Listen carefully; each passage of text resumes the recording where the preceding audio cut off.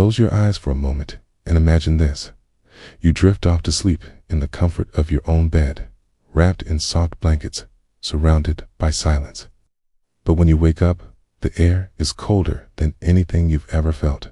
Your back aches from the hardness of the ground, okay? And your breath turns to frost with every exhale. You are no longer in your bedroom, you're in a forest in eastern France. January 1945, in the final winter of the Second World War, and you are an American soldier. This is not the kind of cold where you pull the blanket up and turn over. This is the kind of cold that cuts through your body like glass. The kind of cold that makes you wonder if your toes are still attached. Your clothes haven't been changed for weeks. Your boots are stiff with ice, okay? And your blanket feels more like a frozen sheet of wood than anything warm. Already, you're starting to think about the things we usually take for granted: warm socks, hot coffee, the comfort of a real mattress, and how distant those luxuries would feel to a soldier out here. Now, you might be thinking, how could anyone survive this? That's exactly what tonight's story will explore. Together, we're going to step into the boots of a young soldier during one of the coldest winters in European history. You'll feel the weight of the gear on your shoulders, the sharp sting of icy air in your lungs, and the pressure of knowing that danger is never more than a few steps away. Along the way, we'll meet one of the most remarkable figures in American military history, Lieutenant Audie Murphy, a young man whose bravery and leadership turned the tide for his unit against overwhelming odds. But this story isn't just about battles or strategy. It's about what it really means to endure. We'll see the quiet moments between soldiers, the whispered conversations about home, the little sparks of humanity that survive even in the harshest conditions. And by the end of this journey, I think you'll see not only how soldiers manage to push forward, but also why their resilience still inspires us today. Before we begin, I want to thank you for being here. These stories take a lot of time to research and bring to life, and your support truly makes a difference. If you find yourself enjoying this journey, if it sparks your curiosity or gives you a new perspective, I'd be grateful if you'd tap that like button. It helps more people find these kinds of stories. And if you'd like to hear more tales of history, sometimes strange, sometimes inspiring, sometimes a little haunting, then subscribing is the best way to make sure you don't miss the next one. So, settle into a cozy spot, let your shoulders relax, and breathe deeply. Tonight, we're leaving behind the comfort of the present day and stepping back into a time when every breath of cold air carried with it the weight of survival.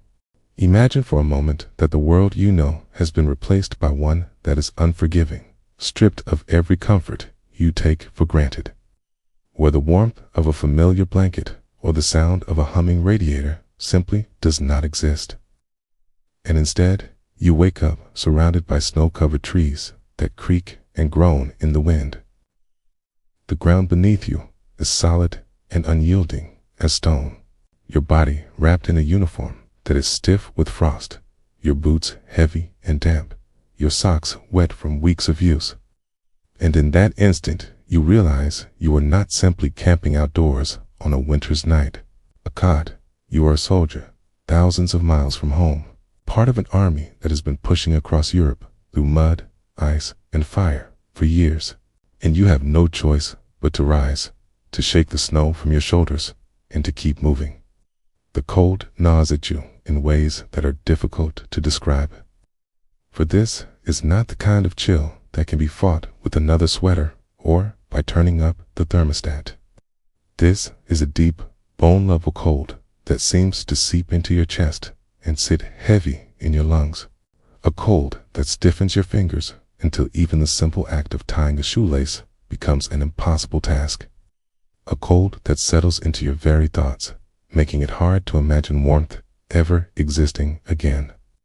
All around you, other young men are stirring in the same way, faces pale in the half-light of dawn, eyes rimmed with exhaustion. And yet each of them knows that the day ahead will demand more from them than the night just passed. For out there, beyond the tree line, waits not just another long march, but an enemy determined to push back with everything they have left. It is here, in this moment of waking into hardship, that you begin to understand just how fragile the line between endurance and despair can be.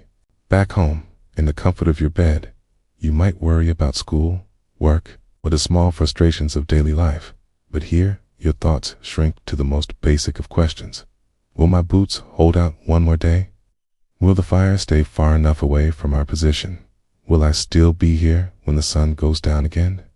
And yet, strangely, there is also something binding in this shared suffering, a kind of silent pact between men who know that the only way through is together.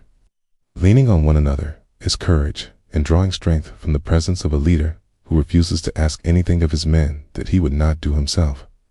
You glance toward one such figure, a young officer who at first glance looks far too slight, far too young to be in command, but whose steady movements and calm voice carry a weight far greater than his years. This is Lieutenant Audie Murphy, a name that history will remember long after the snow has melted and the guns have fallen silent. But in this moment, he is simply another man in the cold, walking the line, speaking quietly to the soldiers under his care, reassuring them not with grand speeches, but with his very presence. In a place where fear could so easily take root, it is leadership like his that keeps men focused, that convinces them to take one more step, to dig in one more night, to face one more battle. And so, as you lie there in the frozen ground and slowly push yourself upright, you begin to ask yourself the question at the heart of tonight's journey. Could you, with everything you know of yourself and your life today, truly endure what it meant to be an American soldier in the dead of winter during the Second World War? Could you survive the cold, the exhaustion, the uncertainty, and the relentless press of battle? Or would the weight of it all prove too much?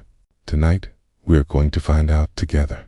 The first thing that strikes you is the cold, not the crisp chill of a winter morning back home when you might pull your coat tighter as you rush indoors, but a raw, merciless cold that clings to your skin and seeps through every layer of fabric until it feels as though the air itself has teeth, biting deeper with every breath you take. It is the sort of cold that does not let go, that lingers in your bones long after you stop moving, that makes each joint stiff, each muscle ache, and each small task feel like it requires the strength of 10 men. If you think about how, in another life, you might have woken up under thick blankets, stretching lazily as the morning sun slipped through the curtains, maybe even complaining that the room felt a little chilly. But here, in this place, where the earth is frozen solid beneath you, and the trees stand like skeletal guardians around your camp, you realize that even the coldest day at home was nothing compared to this relentless, suffocating frost. The exhaustion follows close behind, a weight you cannot shake, heavier than the pack strapped to your shoulders or the rifle resting against your chest. It is the kind of weariness that comes not just from lack of sleep, but from carrying the burden of endless days and nights without relief. The body weakened by hunger, the mind frayed by worry, the spirit tested again and again by the knowledge that tomorrow will look very much like today. And yet you must face it all the same. Each morning when you force yourself upright from the frozen ground, your limbs stiff and reluctant, it feels almost impossible to keep going, and yet you do, because stopping is not an option. It's because somewhere deep inside, you know that your survival depends on it. And as you look around at the men beside you, their faces pale with fatigue, their eyes shadowed by nights without rest, you feel the sharp contrast between this life and the one you left behind. Back home, exhaustion meant a long day at work or staying up too late, solved by a hot meal and a soft bed. Here, it means dragging yourself forward when every part of you is screaming to lie down, when your stomach growls for food that isn't there, when your boots are soaked and frozen and your body trembles with cold. You cannot escape. In the warmth of your memories, you can picture the glow of a lamp on a nightstand, the comfort of slipping into dry clothes, the taste of coffee steaming in a mug. But these comforts belong to another world, one that feels impossibly distant now, as though it belonged to someone else entirely. The truth is that this contrasts the memory of comfort set against the reality of hardship is. What makes each moment here feel heavier? What makes the cold sharper and the exhaustion deeper? Because you know exactly what you are missing, and yet you cannot reach it. You are forced to confront the simplest aspects of human need in their most brutal form: warmth, rest, food, safety. Stripped of everything else, those become the only treasures worth dreaming of, and it is in their absence that the story of these soldiers, and the unimaginable strength it required of them, truly begins. At night, when the last traces of daylight have disappeared behind the black silhouettes of the forest, the world becomes even less forgiving. For there is no cozy shelter waiting, no wooden walls to block the wind, no feather mattress to sink into. Only the unyielding ground itself, frozen, solid, and indifferent to the bodies that lie upon it. The men unrolled their thin wool blankets, worn and damp from nights before, and spread them across the icy soil as though they might somehow soften what cannot be softened. A blanket that, back home, might have been enough to keep you warm on a cool autumn evening, here serves as little more than a fragile shield against a ruthless cold that presses up from the earth and down from the air at the same time, trapping you in a chill that clings even as you try to drift into uneasy sleep. Each soldier knows that rest is essential, yet true rest is almost impossible. The ground itself seems to draw the warmth from their bones, leaving them shivering even when their eyes close. And the constant dampness of their clothing only deepens the discomfort. The boots that never come off, heavy with mud and ice, cut into their feet, while their thin socks, unchanged for weeks, provide no comfort at all. Many of the men try to curl into themselves, pulling their blankets tight, tucking their hands beneath their arms to preserve what little heat remains, but the cold always finds its way in. Some stuffed dry leaves or scraps of cloth beneath their coats to create extra layers, while others huddled close together, knowing that body heat might mean the difference between making it through the night and waking up too stiff to rise again. There is no sound of crackling fireplaces here, no glow of lanterns to chase away the darkness, only the occasional cough of a comrade, the distant echo of artillery somewhere on the horizon, and the restless shifting of men who cannot escape their discomfort. Even the stars above, sharp and bright in the frozen sky, offer no comfort, for they only remind you of how vast and empty the night truly is, how small you are beneath it, and how far away home has become. In the fragile hours before dawn, when the cold is at its most merciless, sleep turns shallow and broken. Dreams come, but do not linger, replaced instead by the harsh reality of stiff limbs and aching muscles when the order to rise finally comes. The men push themselves up from the icy ground, their blankets stiff with frost, their joints slow to obey. And they know that another day of marching, digging, or fighting awaits. And yet, despite the misery of these conditions, despite the endless cycle of freezing nights and exhausting days, they endure because there's no other choice, because in this place survival itself is a victory. And because the bond they share with those around them makes each unbearable night just a little more possible to face. In this way, the frozen ground becomes both an enemy and a teacher, stripping away every illusion of comfort, and forcing each man to discover what lies within himself when there is nothing left to rely on but endurance. And though the blankets are thin and the nights long, the simple act of waking up and rising to one's feet becomes a testament to resilience, a quiet kind of bravery that history often overlooks, but one that carried these soldiers through the most punishing of winters. If the frozen ground was not enough to test a soldier's endurance, then the clothing on his back became another relentless reminder of just how far from comfort he truly was. For these uniforms were never designed to withstand weeks of bitter cold without relief. And yet, that was exactly what the men were forced to endure. Each day bled into the next with no opportunity to change into something fresh or dry. No chance to peel away the damp layers and step into the simple comfort of warmth. And instead, the fabric clung stubbornly to their bodies, stiffened by sweat, mud, and melting snow. Second skin that offered little protection and even less comfort. The wool that once might have felt heavy but secure now scratched against raw patches of skin, the collar stiff and caked with dirt, and the sleeves perpetually damp, so that no matter how tightly a man wrapped himself, the cold always seemed to find a way inside. But it was the boots, more than anything, that turned into an unrelenting torment. From the outside, they looked like solid, dependable companions for the long marches and endless patrols, yet once soaked through by slush, melted snow, or the icy water of a shallow stream, they became prisons for the feet inside. Soldiers often went weeks without removing them, partly because there was no time, partly because frozen laces could not be untied, and partly because they feared what they might see if they actually managed to pull them off. The dampness never truly left, seeping into socks already worn thin, softening skin until it blistered, cracked, and burned with every step. With each march through snow drifts, or each scramble across icy ground, the boots grew heavier, as if the mud and water themselves were conspiring to slow the soldiers down, to remind them that every mile was a punishment as much as a duty.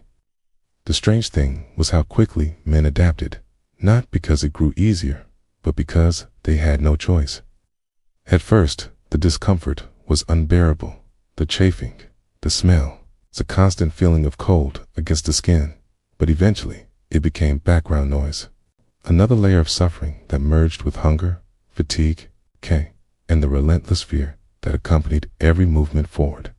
In quiet moments, when a soldier dared to glance down at his own feet, he might notice the discolored patches of skin peeking above the boot line, the bruises and sores that marked how long he had been trapped inside this armor of necessity. Yet he would simply tighten the laces again and push on, knowing that to stop, to indulge in despair, was far more dangerous than the pain itself. And so, the very items meant to protect became daily reminders of vulnerability, proof that the body could endure far more than one might ever believe when pressed into extremes. The uniforms and boots did not just clothe these soldiers, they became a burden they could never set aside, a test of patience and strength that wore away at them slowly, almost invisibly, until they no longer remembered what it felt like to be clean, to slip into fresh fabric, to feel the warmth of dry socks. Instead, the harsh embrace of damp wool and heavy leather became their reality, and with each passing week, it etched itself deeper into their memory, ensuring that long after the battles were over, the memory of those endless days in the same wet clothes would remain more vivid than almost anything else, as if the cold ground, the damp uniforms, and the punishing boots were not already enough to strip away a soldier's strength. There remained the matter of foudor, more precisely, the lack of it for out here on the front lines. Meals were no longer something to anticipate with pleasure, but simply another test of endurance. Gone were the warm kitchens, the smell of bread baking in the oven, or the comfort of a bowl of soup steaming on the table. Instead, sustenance arrived in the form of small, battered tins and dry packages pulled from field ration boxes, items designed for survival rather than satisfaction. It's consumed not because they were appetizing, but because the body demanded fuel to keep moving through another day of endless cold and strain. The biscuits, hard enough to chip a tooth if bitten too quickly, were chewed slowly, softened with sips of melted snow or lukewarm water when it could be found. Their bland taste filling the mouth with dust more than flavor. Canned meat, dense and oily, slid reluctantly from its tin, eaten straight with a pocket knife or the edge of a spoon, its greasiness clinging to the fingers long after the last bite was gone. And then there was the chocolate, normally a small joy, a piece of sweetness that might have reminded a man of home, but here, in the middle of winter, even that comfort was denied, for the bars had frozen solid inside their wrappers, turning them into blocks of ice that had to be chipped at with teeth or knives. More work than reward. What made it worse was the monotony, the sameness of every meal, day after day, until the mere sight of a ration tin could make a stomach turn. The body craved variety, longed for the warmth of something cooked, something fresh, but there was no time, no space, no means for such luxuries, only the cold practicality of whatever could be carried in bulk and distributed quickly. Even when hunger gnawed deep into the belly, each bite was a reminder of how far removed this life was from the comforts of home, where meals were shared at tables, where laughter might rise with the clink of glasses, and where food carried meaning beyond the simple act of survival. And yet, in these harshest conditions, even these meager rations took on a strange importance. Soldiers learned to stretch them, to trade among one another for a favorite item, to save a single piece of chocolate or a tin of meat for the moment when morale sagged lowest and anything was needed to push through the despair. The act of eating became less about taste and more about ritual, a quiet moment in which a man could pause, if only briefly, and remind himself that he was still alive, still capable of swallowing one more bite, still able to rise for one more day. It is easy, sitting in comfort, to imagine that biscuits and canned goods might be little more than an inconvenience. But for the men who fought their way through that winter, rations were both lifeline and burden, hated and necessary in equal measure. Every frozen bar of chocolate, every tasteless cracker, every greasy spoonful of meat became a small symbol of what it meant to fight not just against an enemy, but against hunger, against exhaustion, and against the knowing reminder that survival itself often hinged on the most meager of meals. Even as the men tried to find a fleeting sense of calm in their frozen, damp clothes and the hard, monotonous meals, the ever-present roar of artillery refused to let them forget where they were, or what awaited them but the first light of dawn. For the distant thunder of shells exploding across the snow-covered fields became more than mere sound. It was a constant pulse, a reminder that danger could arrive at any moment, that safety was a concept almost entirely foreign in this fractured, war-torn landscape. The ground would tremble beneath their feet, trees shuddering as if in fear themselves, while snow dusted into the air from the vibrations, settling slowly back down over frozen rifles and frost-laden blankets. And in that trembling stillness between blasts, men could almost convince themselves that the world was quiet, only to have the next concussive boom shatter the illusion, rattling teeth, ears, and nerves alike. Each soldier learned, almost instinctively, to read the cadence of the artillery, to recognize the difference between the routine thrum of distant barrages meant to soften positions and the sudden, sharp cracks that signaled the enemy's intent to strike closer, more directly. Every rumble carried with it a question that demanded an answer. Will this shell land too close? Will it tear through the ground where I sleep? Will it mark the end of another comrade before breakfast is even served? And yet, despite the terror hidden in every vibration, the men moved with a strange combination of caution and necessity, patrolling their positions, checking weapons, and preparing for the inevitable moments when the background noise of war would rise to a crescendo and require them to act. It was in these moments, with the snow shimmering in the dim gray light of dawn and the distant artillery painting the landscape with sound and smoke, that Lieutenant Audie Murphy first became more than a name whispered among soldiers, that he became a presence that could be felt even before he spoke. For he moved among the men with a quiet authority that seemed to pierce through the cold and the fear, while the young soldiers wrestled with fatigue, hunger, and the weight of the day ahead. Murphy's calm assessment of the battlefield and his understated commands carried a certainty that anchored the unit, creating a fragile but essential thread of order amid the chaos. His eyes would scan the horizon, noting every shadow, every shift in the trees. And though he appeared exhausted, his voice remained steady, his movements deliberate, showing the men that even in the midst of relentless artillery fire and the threat of imminent attack, composure was a weapon as vital as any rifle or machine gun. The snow, the cold, and the constant trembling of the ground combined to make each step forward feel heavier than the last. Yet the soldiers knew that hesitation could be fatal, even as the sky remained overcast and the sun a weak glow behind the gray clouds. The sounds of warm muffled crashes, distant screams, and the metallic ping of debris created an unending tension, a rhythm that became the heartbeat of life on the front lines. Care, every breath, every glance, every slight movement carried meaning. For in a world dominated by the noise of artillery and the uncertainty of enemy action, awareness was as important as courage, and the ability to endure the relentless pressure of battle was a skill as crucial as any marksmanship.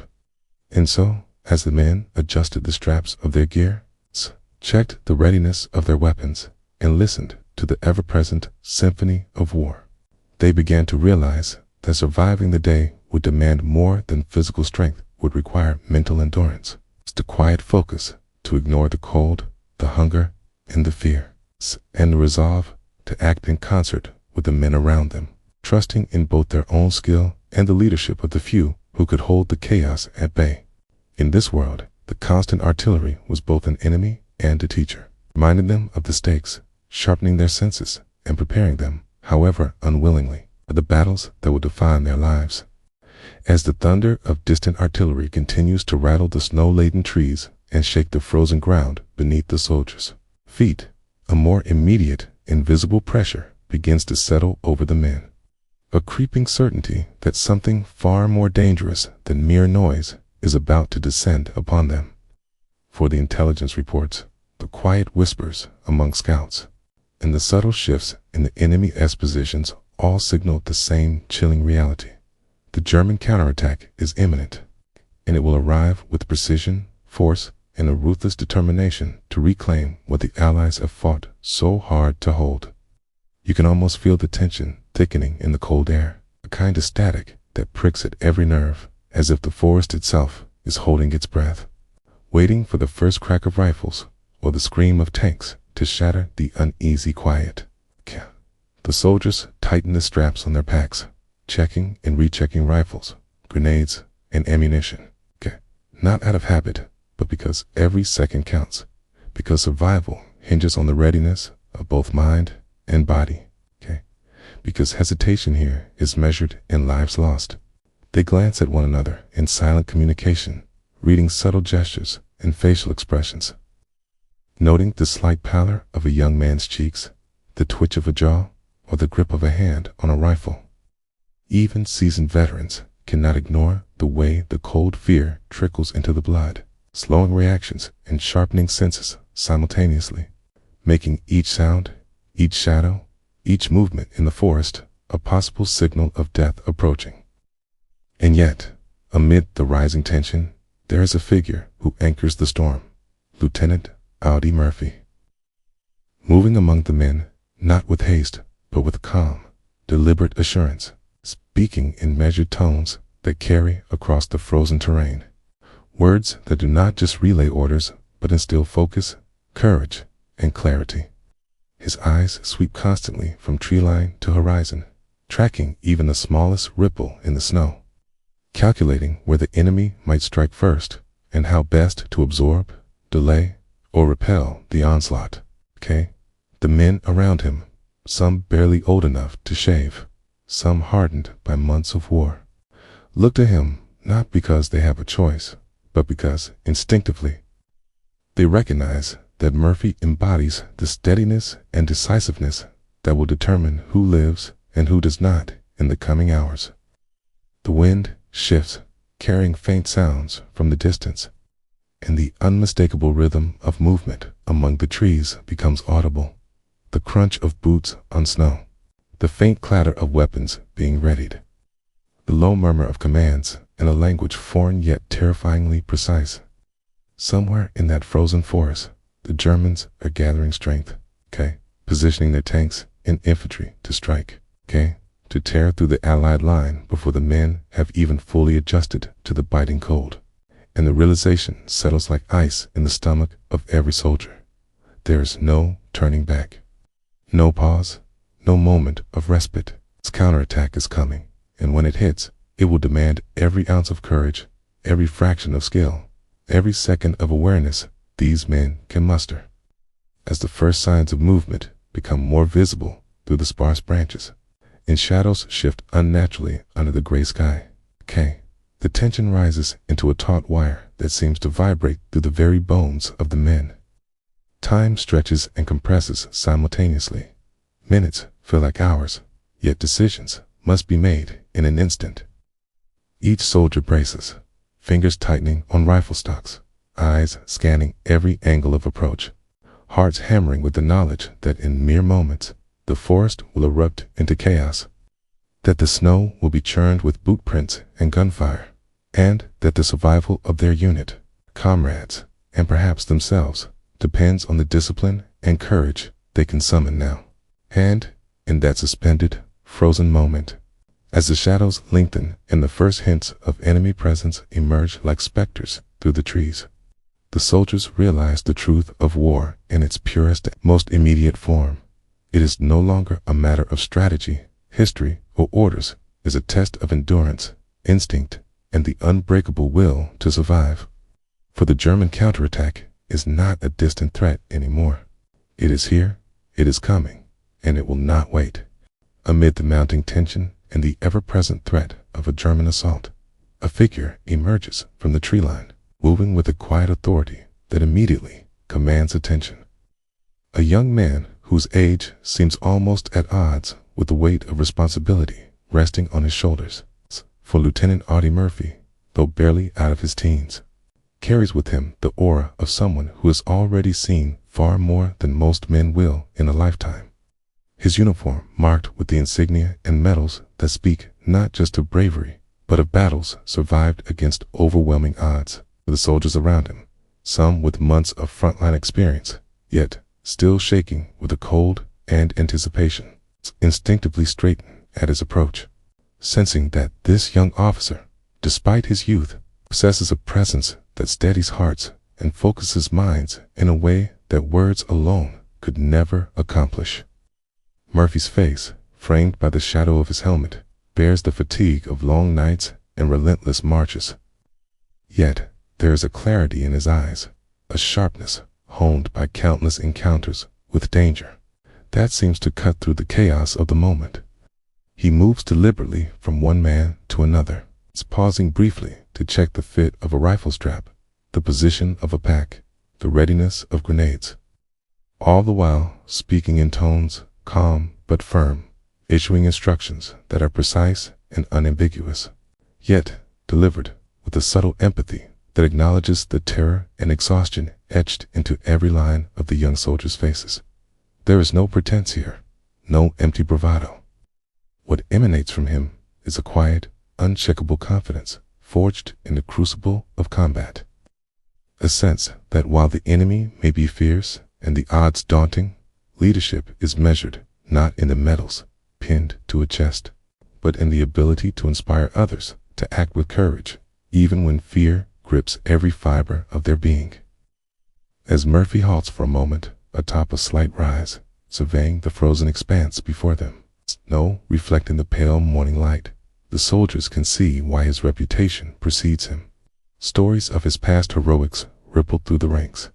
How, against impossible odds, he held positions single-handedly, how he turned retreats into victories, how his ingenuity and resolve repeatedly saved lives that would otherwise have been lost to the relentless machinery of war. And yet, here, in the harsh reality of the forest, under the constant rumble of artillery and the bitter sting of sub-zero air, the young lieutenant does not rely on legend. He relies on observation, preparation, and the trust he builds in those around him, moving among them with the ease of someone whose courage is inseparable from responsibility, whose bravery is measured not in medals or accolades, but in the lives of the men he leads. For the soldiers, witnessing Murphy in these moments is both grounding and inspiring. Where fear might have caused hesitation, his presence encourages decisiveness. Where uncertainty might have sown doubt, his calm assessment brings clarity. Where exhaustion threatens to erode willpower, his energy, disciplined yet tireless, becomes contagious. A subtle reminder that even in the face of overwhelming odds, leadership, focus, and unity can bend the course of events. Though young in years, he carries a weight far greater than most could imagine. Yet he bears it lightly, as if the responsibility itself is a natural extension of who he has become in these war-torn days. A soldier whose courage is inseparable from his compassion, whose tactical brilliance is matched by his understanding of human frailty, and whose presence is the thin line between chaos and cohesion, between survival and disaster for Company B in the face of the German counterattack. And as he finally turns back to the men, scanning the horizon once more, helmet dusted with frost, its breath visible in the frozen air. The soldiers feel it in their bones. The young lieutenant may be barely 19, yet in that moment, he is the anchor in the storm. The steady hand guiding them through uncertainty, the embodiment of courage that they will follow into the heart of the coming battle, knowing that whatever happens, they are not alone, and that in his leadership lies the slimmest but most vital hope of survival. No sooner has the young lieutenant inspired a fragile sense of steadiness among the men than the forest erupts into the chaotic roar of combat, a sudden, almost violent shift from anticipation to absolute, unrelenting reality, for the first German tanks have crested a distant ridge. They are dark hulks moving with terrifying precision through the snow, engines growling in treads, crushing ice and frozen underbrush beneath them, and the American tank destroyers, positioned to slow the enemy's advance, come the immediate focus of the assault. In an instant, a column of steel is illuminated by flashes of muzzle fire and the fiery eruption of shell impacts, and the sounds are so intense, so overwhelming, that they seem to echo not just through the trees, but through every nerve in the soldiers' bodies, making hearts pound and hands tremble in ways that no amount of training can completely suppress.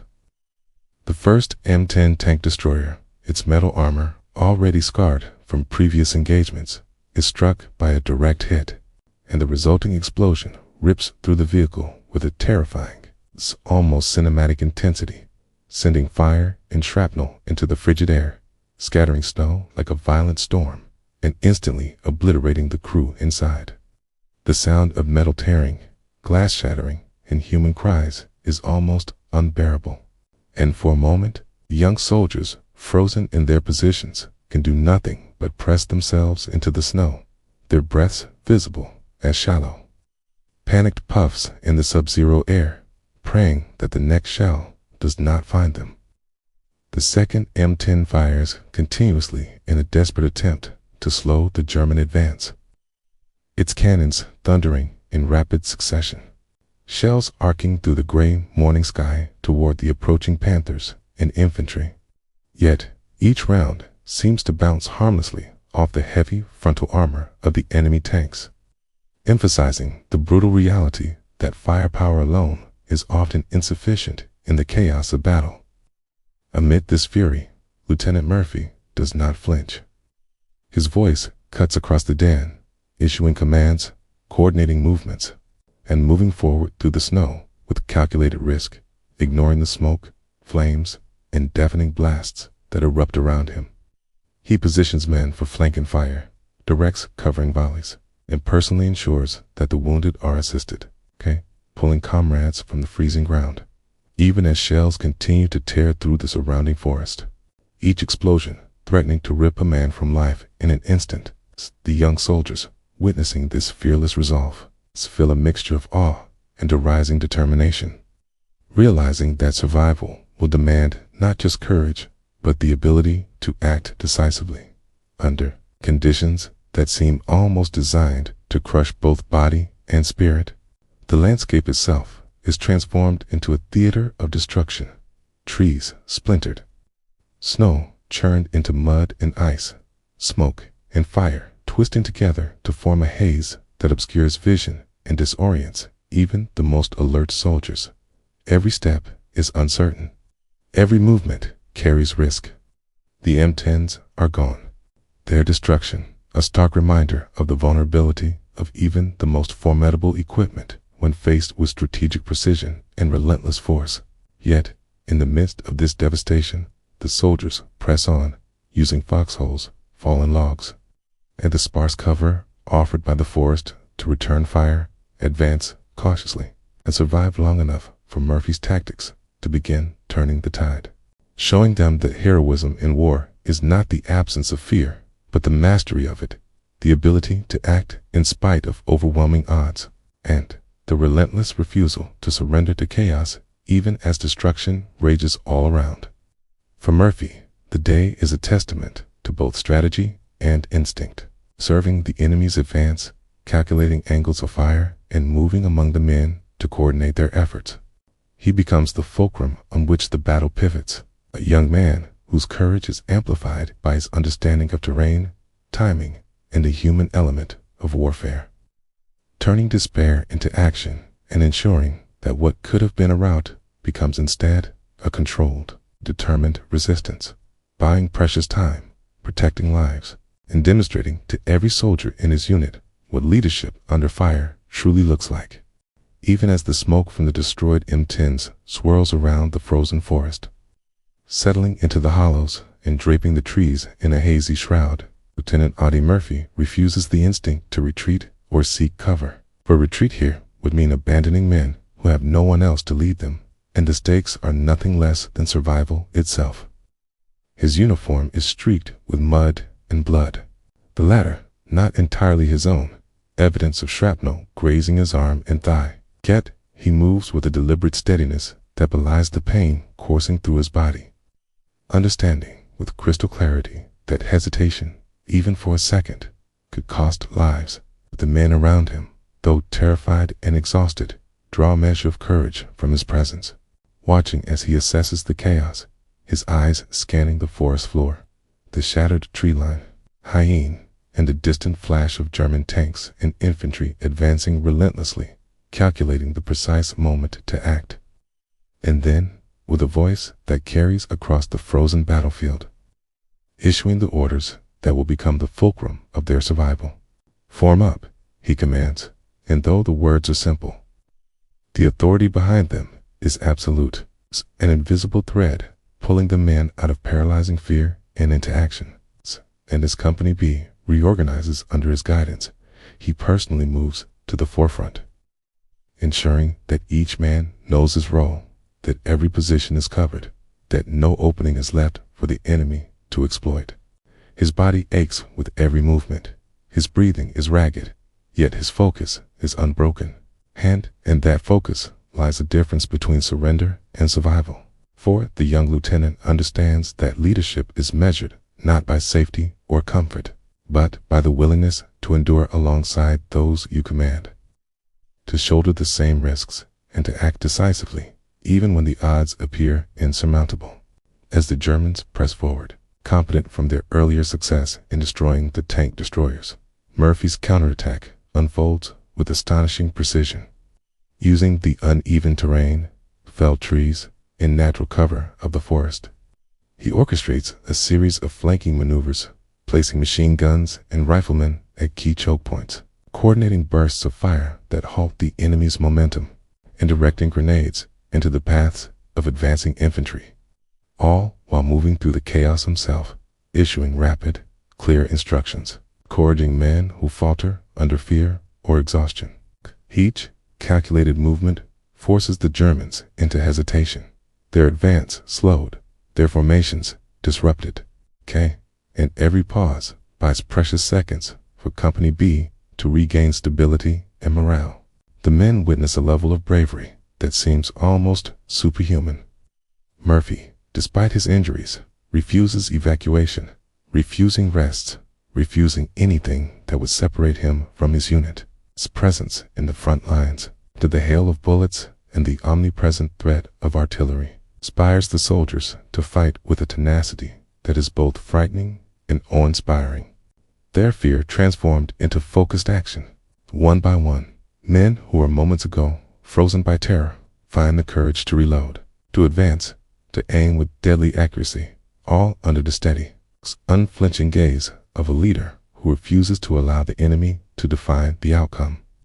By the time the counterattack reaches its critical moment, Murphy's strategy and relentless determination have achieved what seemed impossible. The Germans are forced into retreat, their tanks hemmed in, their infantry scattered, and the surviving members of Company B, exhausted, cold, and battered, are still alive, still in formation, and still capable of continuing the fight. It is a moment that crystallizes everything that leadership, courage, and tactical brilliance can accomplish. A moment that transforms fear into triumph and chaos into order, and the men understand, perhaps more clearly than ever before, why Lieutenant Audie Murphy, despite his youth, is already recognized as one of the most extraordinary soldiers of his time. In that frozen forest, amid the smoldering wreckage and the lingering echoes of artillery, the men of Company B feel a profound and unspoken gratitude, not just for the reprieve, but for the example of courage they have witnessed. And in that gratitude lies a quiet, enduring lesson. Heroism is not the absence of fear, but the choice to act in spite of it, to place duty and the lives of others above one's own comfort, and to move forward even when every instinct urges retreat. For it is in those moments that the measure of a soldier and of a leader is revealed. Amid the swirling smoke, flying debris, and the bone-chilling cold that seeps through every layer of clothing, Lieutenant Audie Murphy becomes more than a figure of command. He becomes a force of sheer determination and unrelenting action, moving with an uncanny combination of speed, precision, and instinct that seems almost impossible for someone so young. Yet his actions speak to the countless hours of training, his battle-hardened experience, and a mind that can calculate trajectories, enemy positions, plain disadvantage in a split second, all while under the most extreme stress imaginable. From behind the partial cover of a shattered tree line, he fires his rifle with deadly accuracy, each shot finding its mark with a terrifying efficiency that slows the enemy advance and removes threats one by one, leaving his comrades both amazed and reassured for seeing their young lieutenant actively engaging the enemy, taking on the most dangerous positions, ignites a spark of courage that spreads like wildfire among the frozen, battle-weary men. Murphy's actions are not limited to the rifle alone. He moves between positions, grenades in hand, assessing the layout of the battlefield with the clarity of someone who can visualize the outcome of every engagement before it occurs. And with each calculated toss, enemy soldiers are incapacitated or forced into retreat, their momentum broken, their formations shattered, while the thunder of his voice directs the remaining men, ensuring that every action complements the next in a seamless, deadly choreography of resistance. And yet, for all his tactical genius, there is no recklessness in his movements. Every step is measured, every action deliberate, as he navigates the treacherous ice and snow, the splintered wood, and the shell-riddled earth, refusing the temptation to remain safe while others bear the brunt of the attack. Instead, choosing to place himself in the heart of danger to turn the tide of battle in favor of the men he leads. As the German tanks attempt to push through, their massive steel forms rumbling with unstoppable force, Murphy's ingenuity and bravery shine even brighter.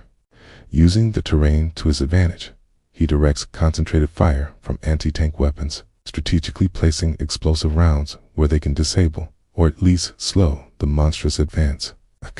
Each impact of violent punctuation that echoes through the forest, sending up plumes of snow, smoke, and shattered ice, temporarily halting the tanks and giving the men of Company B just enough breathing room to regroup and continue the defense. In these moments, every soldier understands what it means to fight, not just for survival, but under the leadership of someone whose courage and skill can literally alter the course of life. and death in a matter of seconds. The casualties inflicted upon the enemy are staggering, not through blind fury, but through calculated, precise action. Murphy's marksmanship, coupled with his ability to anticipate the enemy's movements, results in dozens of German soldiers being either incapacitated or forced to retreat, their advance grinding to a halt before it can breach the fragile defensive line of Company B.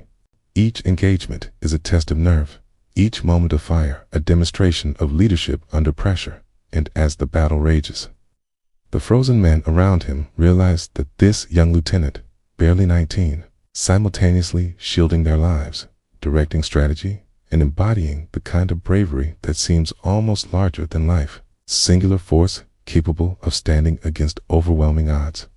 Through hours of relentless combat, as the forest becomes a chaotic tableau of smoke, blood, and shattered snow, Murphy's actions turn the tide.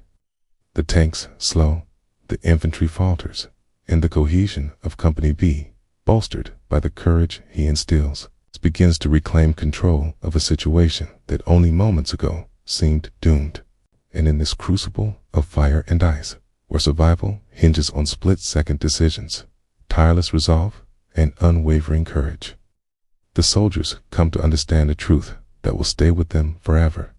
Heroism is not measured in medals alone, nor in fame, but in the quiet, relentless willingness to face impossible odds head-on, to act decisively when hesitation would mean death, and to do so in a way that preserves the lives of those around you, turning chaos into order and fear into action. As the echoes of battle slowly fade into the distance, leaving behind a forest scarred by smoke, splintered trees, and the scattered remnants of vehicles, the soldiers of Company B are left not with relief, but with the grim reality of the daily struggles that define life on the front lines. For even when the enemy is temporarily repelled, the frozen landscape itself becomes an adversary just as formidable as any opposing force.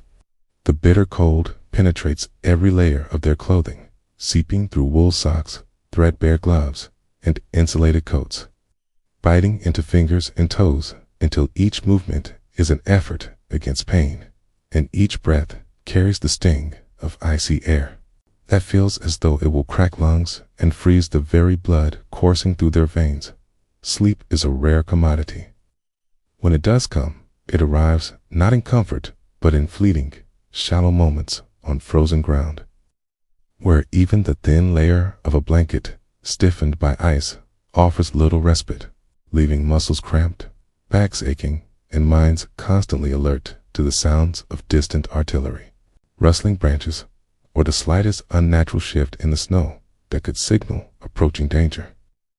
The men's equipment, so vital to their survival, transforms into another layer of hardship. Rifles freeze, jam, and refuse to fire as intended. Ammunition becomes encased in ice, and boots, soaked from weeks of relentless movement through snow and mud, separate at the seams, providing little protection against the unforgiving frost that seeps in from below. Even the simplest of tasks, tying laces, opening a can of rations, or adjusting a helmet becomes a struggle against both cold and fatigue. A constant reminder that survival in this environment demands vigilance, patience, and ingenuity. And yet, it is in these moments, as the men huddle in foxholes or behind makeshift barricades, that the subtle brilliance of Lieutenant Audie Murphy's leadership shines brightest. For he moves among them with an awareness and care that seems impossible given the intensity of the ongoing operations. Murphy's attention to the men is not limited to tactical considerations. He monitors their condition, ensures the wounded receive attention even in the frigid night, and offers encouragement in ways both practical and human, sharing small comforts where regulations permit, passing around a cigarette to provide temporary warmth or a morsel of food to those whose energy is waning, all while maintaining the discipline necessary to ensure that no one becomes complacent, that every man remains ready for the next encounter, and that Company B functions as a cohesive unit despite exhaustion that would break ordinary soldiers. His presence becomes a lifeline, a steadying force amidst relentless adversity. A living example of endurance and courage that inspires each man to summon reserves of strength he did not know he possessed, reinforcing the idea that leadership in combat is measured not just by tactical acumen, but by the ability to share in the suffering, to bear the burden alongside one's men, and to instill hope and purpose, even when the cold, the fear, and the unending nights seem poised to crush morale entirely. Through this crucible of hardship, the soldiers begin to understand the duality of war. It is not merely a sequence of battles and victories, but an unbroken stretch of small trials, frozen canteens, stiffened rifles, nights spent awake, aching muscles, and the pervasive, gnawing cold that tests not only physical resilience, but mental endurance. A series of relentless challenges that demand resourcefulness, courage, and the unwavering guidance of a leader capable of navigating both the chaos of combat and the quiet, punishing struggles of daily survival.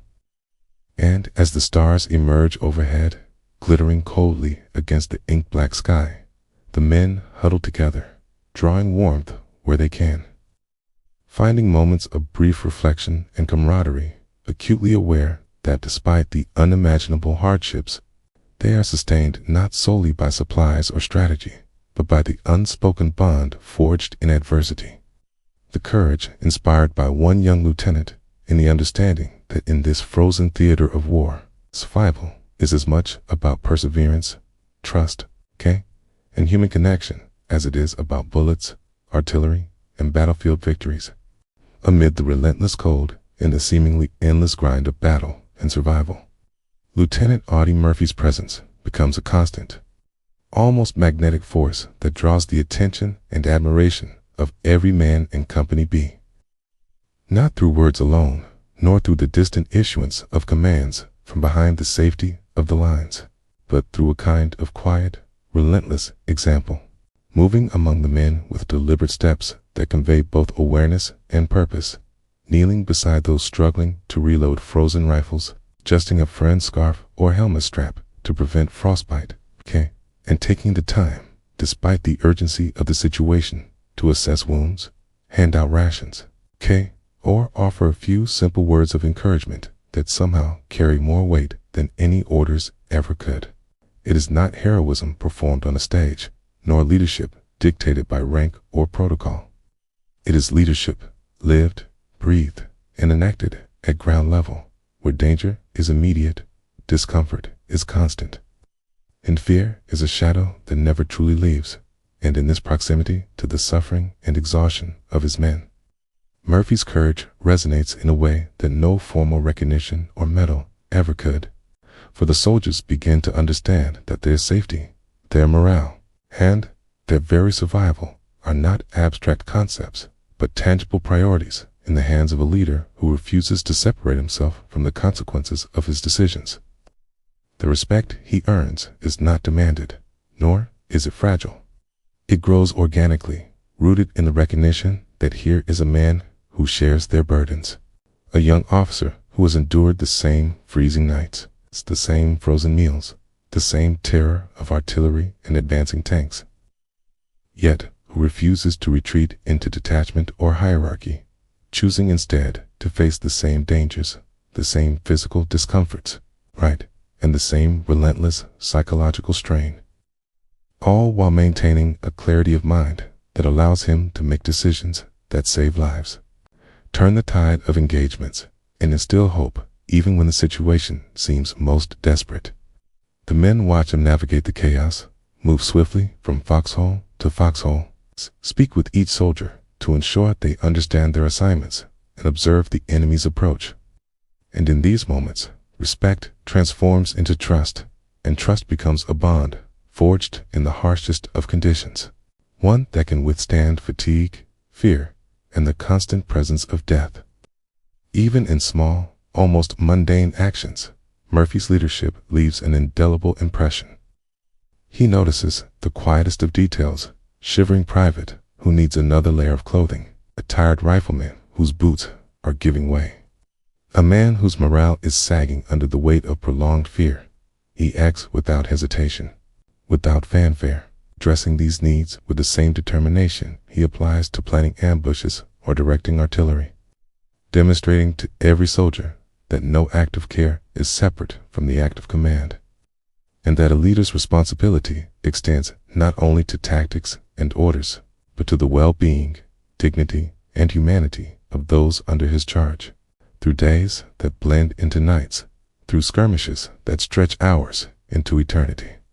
The men began to rely on Murphy not just as an officer, but as a tangible embodiment of endurance, skill, and courage, living proof that leadership is not measured by medals or accolades, but by the willingness to endure alongside those you lead, to place yourself in harm's way for their sake, and to continually observe, assess, and respond with empathy and precision, ensuring that each man knows he is seen, valued, and capable of facing the hardships of war with the knowledge that the young lieutenant at their front will not abandon them, will not falter, and will fight alongside them until the very last bullet is spent.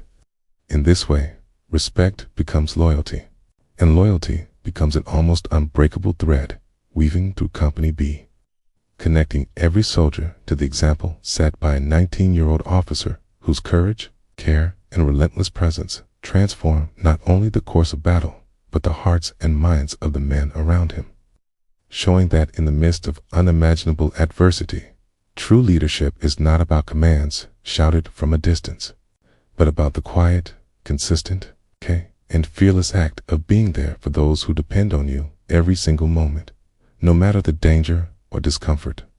As the hours stretch into an almost surreal continuum, the men of Company B find themselves suspended in a strange, oppressive limbo, caught between the suffocating monotony of interminable waiting and the sudden, gut-wrenching terror that erupts without warning, a rhythm of war that leaves both body and mind in a perpetual state of tension, where seconds feel like minutes, minutes stretch into hours, and every distant sound a snapping branch, a falling icicle. The faintest shift in the snow triggers the primal instinct to seek cover, to duck, to freeze, to prepare for a danger that may or may not materialize. They move through this frozen landscape like phantoms, tense yet exhausted, hands stiff from the cold, muscles aching from hours spent crouched in foxholes or lying prone behind shattered logs, rifles clutched with white-knuckled intensity, eyes scanning every shadow, every glint of movement, their minds oscillating between boredom so complete it verges on madness and the sudden, heart-pounding terror that can erupt in a flash as German artillery tears through the trees, or enemy troops materialize from the frozen forest like specters of death. In these long hours of waiting, time becomes elastic, stretching unnaturally as the soldiers find themselves performing the most mundane tasks, sharpening tools, checking ammunition, adjusting straps, or simply staring into the whiteness of the snow with a kind of obsessive attention.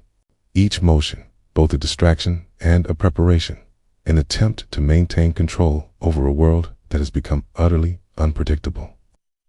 And yet, just as the body begins to acclimate to the numbness and the mind lulls itself into a fragile, temporary equilibrium, chaos explodes into their carefully measured existence.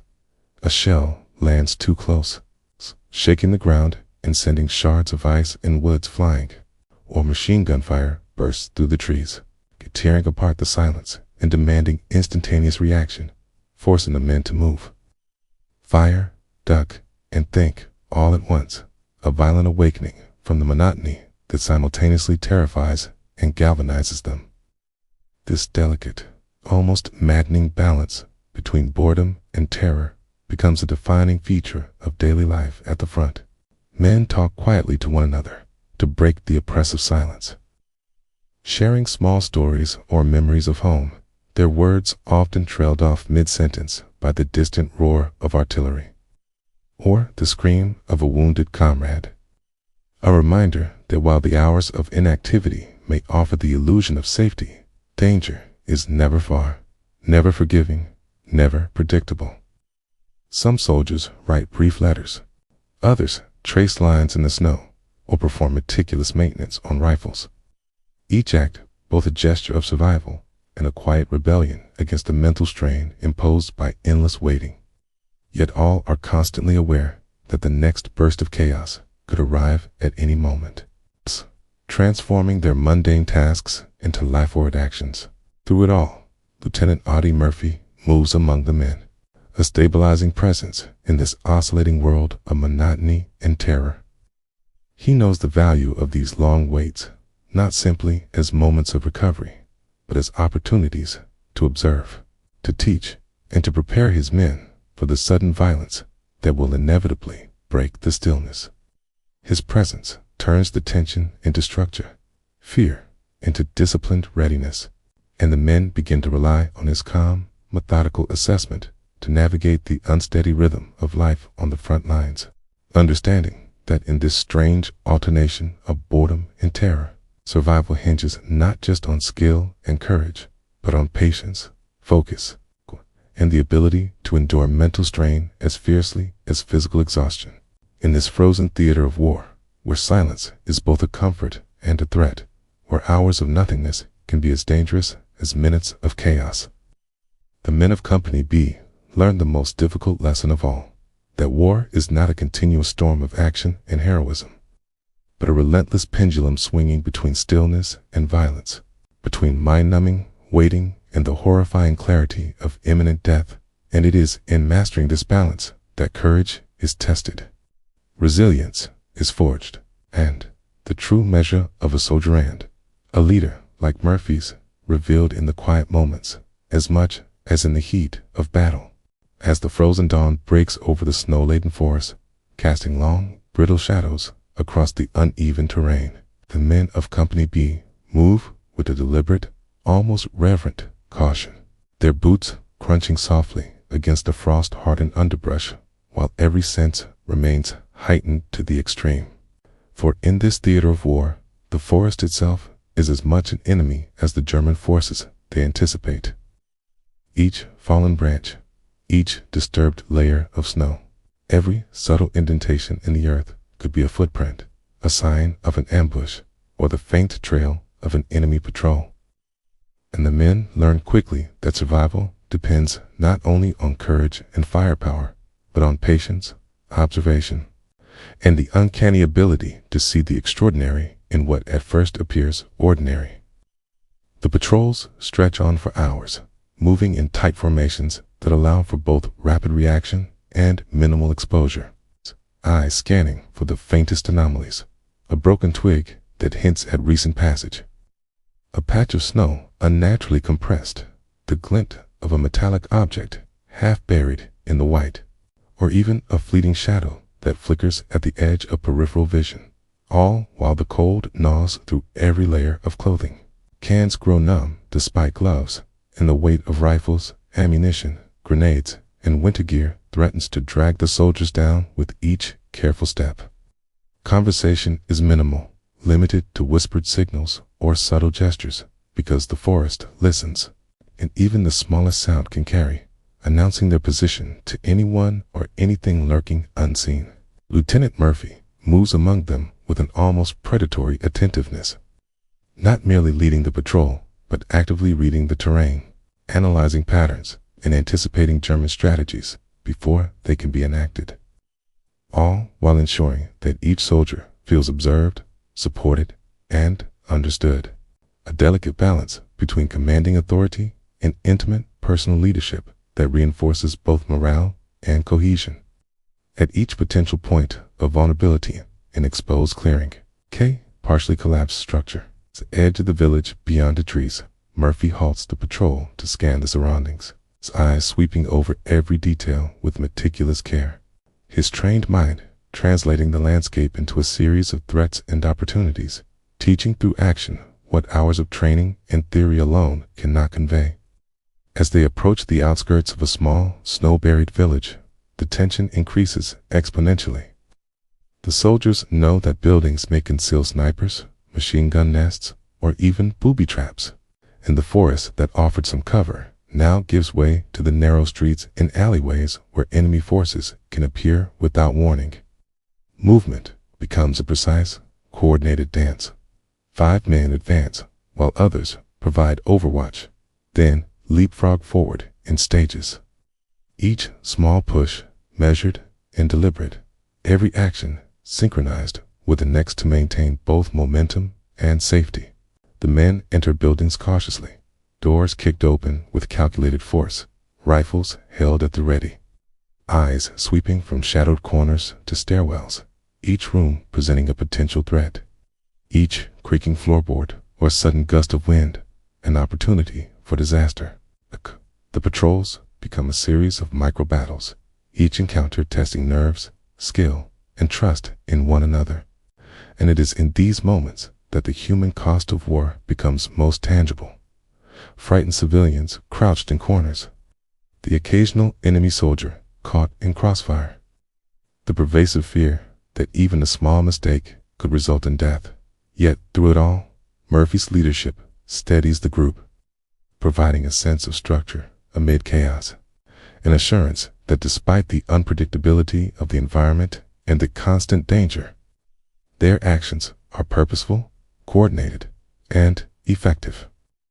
Every patrol, every carefully observed footprint, and every cleared building becomes a lesson in survival, a testament to courage and a small victory in a relentless march toward larger objectives, demonstrating that in the forests and villages of eastern France, the battle is as much against fear and uncertainty as it is against the opposing army, and that careful observation, measured action, and unwavering vigilance are as critical as firepower in the fight to endure and prevail.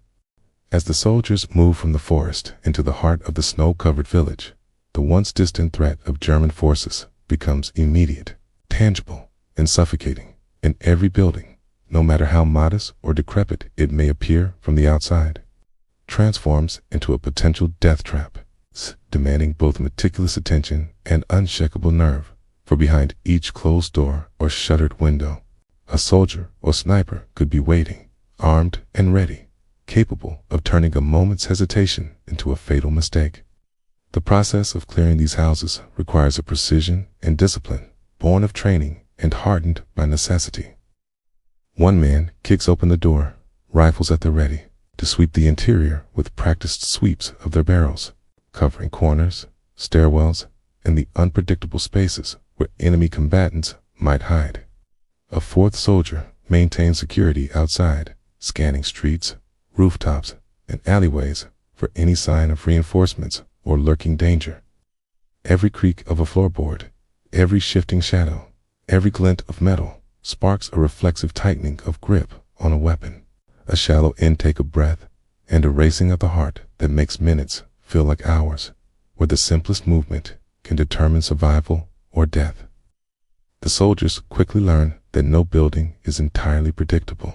A small house may appear abandoned, yet the slightest disturbance, an overturned chair, a dropped utensil, a hastily hidden rifle can reveal the presence of a concealed enemy, and the tension rises with every step taken across icy floors, every door kicked in, and every corner swept.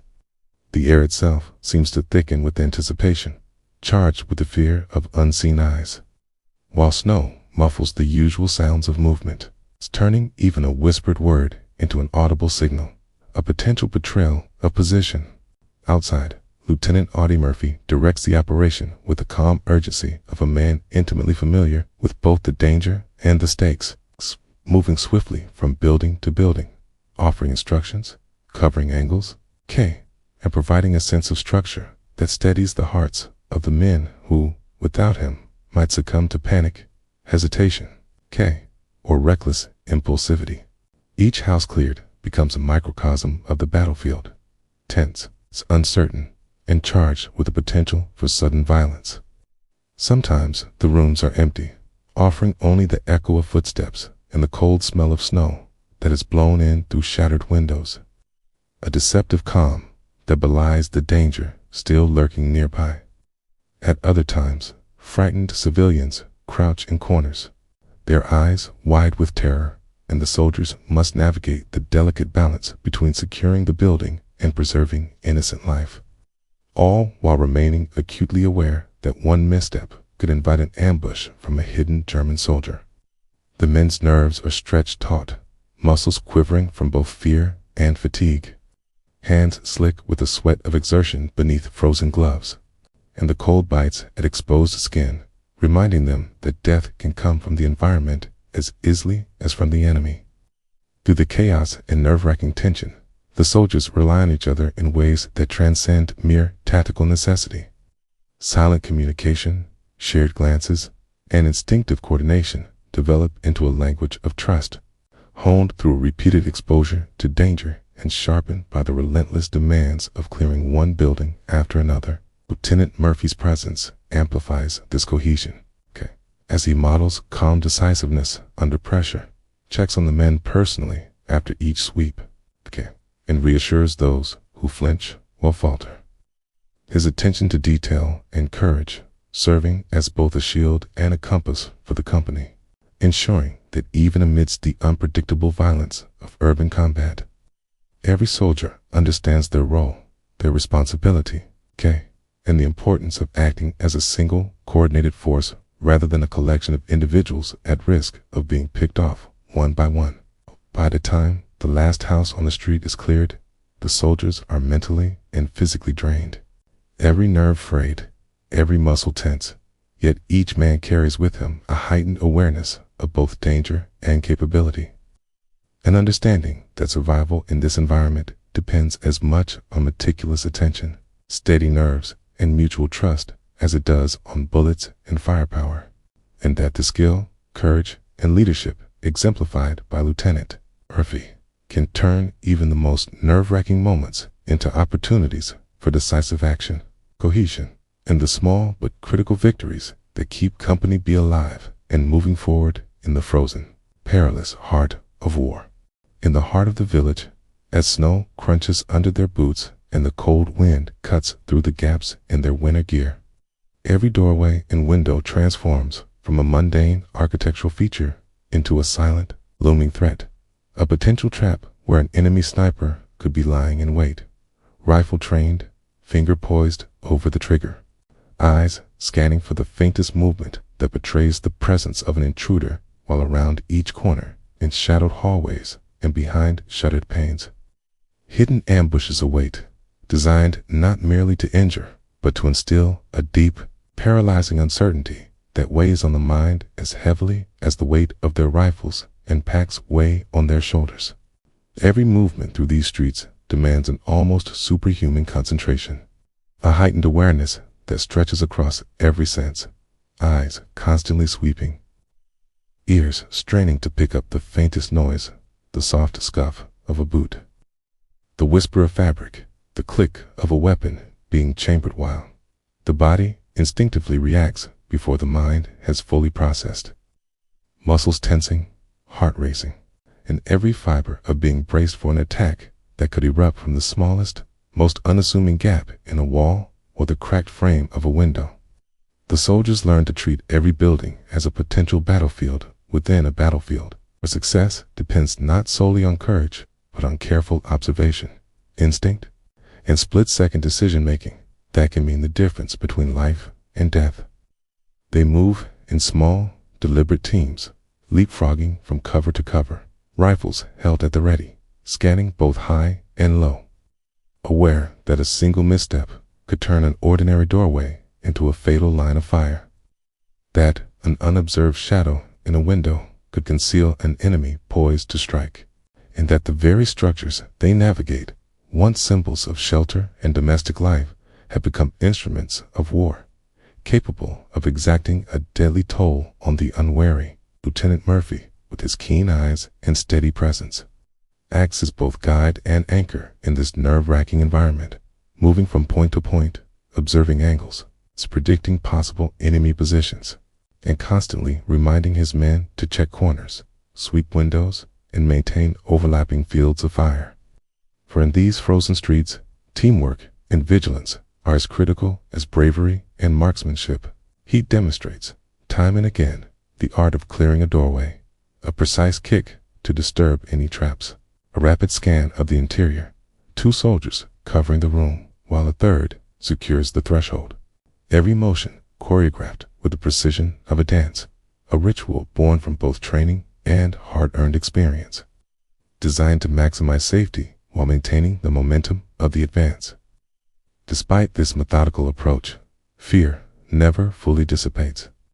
Each doorway remains a focal point of tension, a place where the mind runs through worst-case scenarios with relentless intensity, imagining the enemy lurking in silence, ready to open fire with deadly accuracy, and every window is a canvas for projection, a potential hiding place for a sniper whose single shot could alter the course of a battle or claim a life in an instant.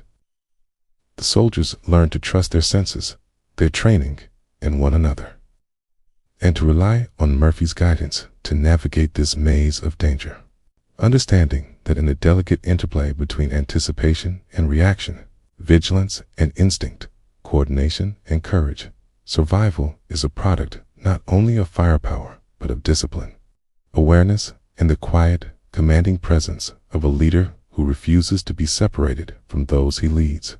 In this relentless environment, the frozen streets of the village become a crucible in which nerves are tested, skills are sharpened, and the human capacity for focus under extreme pressure is stretched to its limits. It's a place where the mundane doors, windows, hallways becomes terrifyingly significant, and where the bravery, cohesion, and calm decisiveness of leaders like Lieutenant Murphy can transform fear into action, turning the threat of hidden snipers and ambushes into opportunities for controlled, effective, and life-preserving responses in the unforgiving theater of war. Amid the relentless tension of clearing streets, doors, and windows, in the ever-present threat of enemy fire, the soldiers of Company B find fleeting moments to reveal their humanity. 8.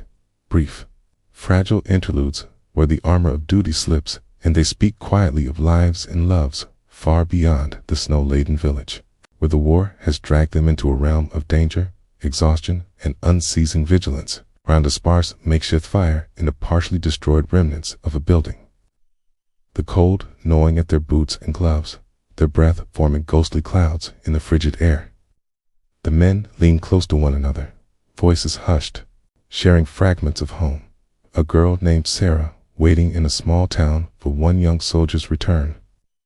The scent of bread baking in a mother's oven, letters tucked away in uniform pockets, carefully read in stolen moments, in memories of siblings, pets, friends, and neighbors, simple pleasures and enduring connections that now seem impossibly distant, yet remain the thread tethering them to the world beyond war.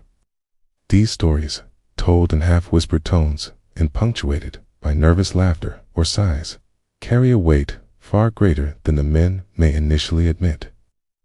They are confessions of vulnerability, brief admissions that beneath the hardened exterior of training, bravery, and discipline, there exists a profound longing, a deep and piercing homesickness, a recognition that while bullets and artillery can kill the body, it is the absence of familiar voices, familiar sights, and the touch of those we love that gnaws most insidiously at the soul. Jenkins speaks softly of his high school sweetheart, tracing the edge of a snow-dusted map, as if it could bring him closer to her, while another private recounts the birthday parties he'll miss, the voices of his younger siblings, the smell of his mother's cooking, and in these shared moments, bonds form that are as vital to survival as rifles, grenades, and foxholes, a reminder that even in war, the human heart remains unbroken and yearning. Lieutenant Murphy, though often occupied with tactical considerations, stops periodically to listen, to acknowledge, to share a quiet word of encouragement, and in doing so, reinforces the fragile morale of the men around him, showing that leadership is not only about strategy and courage under fire, but about recognizing, validating, and protecting the emotional threads that connect soldiers to each other and to the world they hope to return to. In these moments, the harsh, frozen streets of eastern France recede just slightly, placed by a brief, almost imperceptible warmth, the memory of laughter, the imagined embrace of loved ones, the thought of home-cooked meals, the anticipation of returning to lives that feel impossibly normal compared to the chaos that surrounds them. Yet, even as these stories provide solace, they are reminders of the stakes, the cost, and the fragility of life.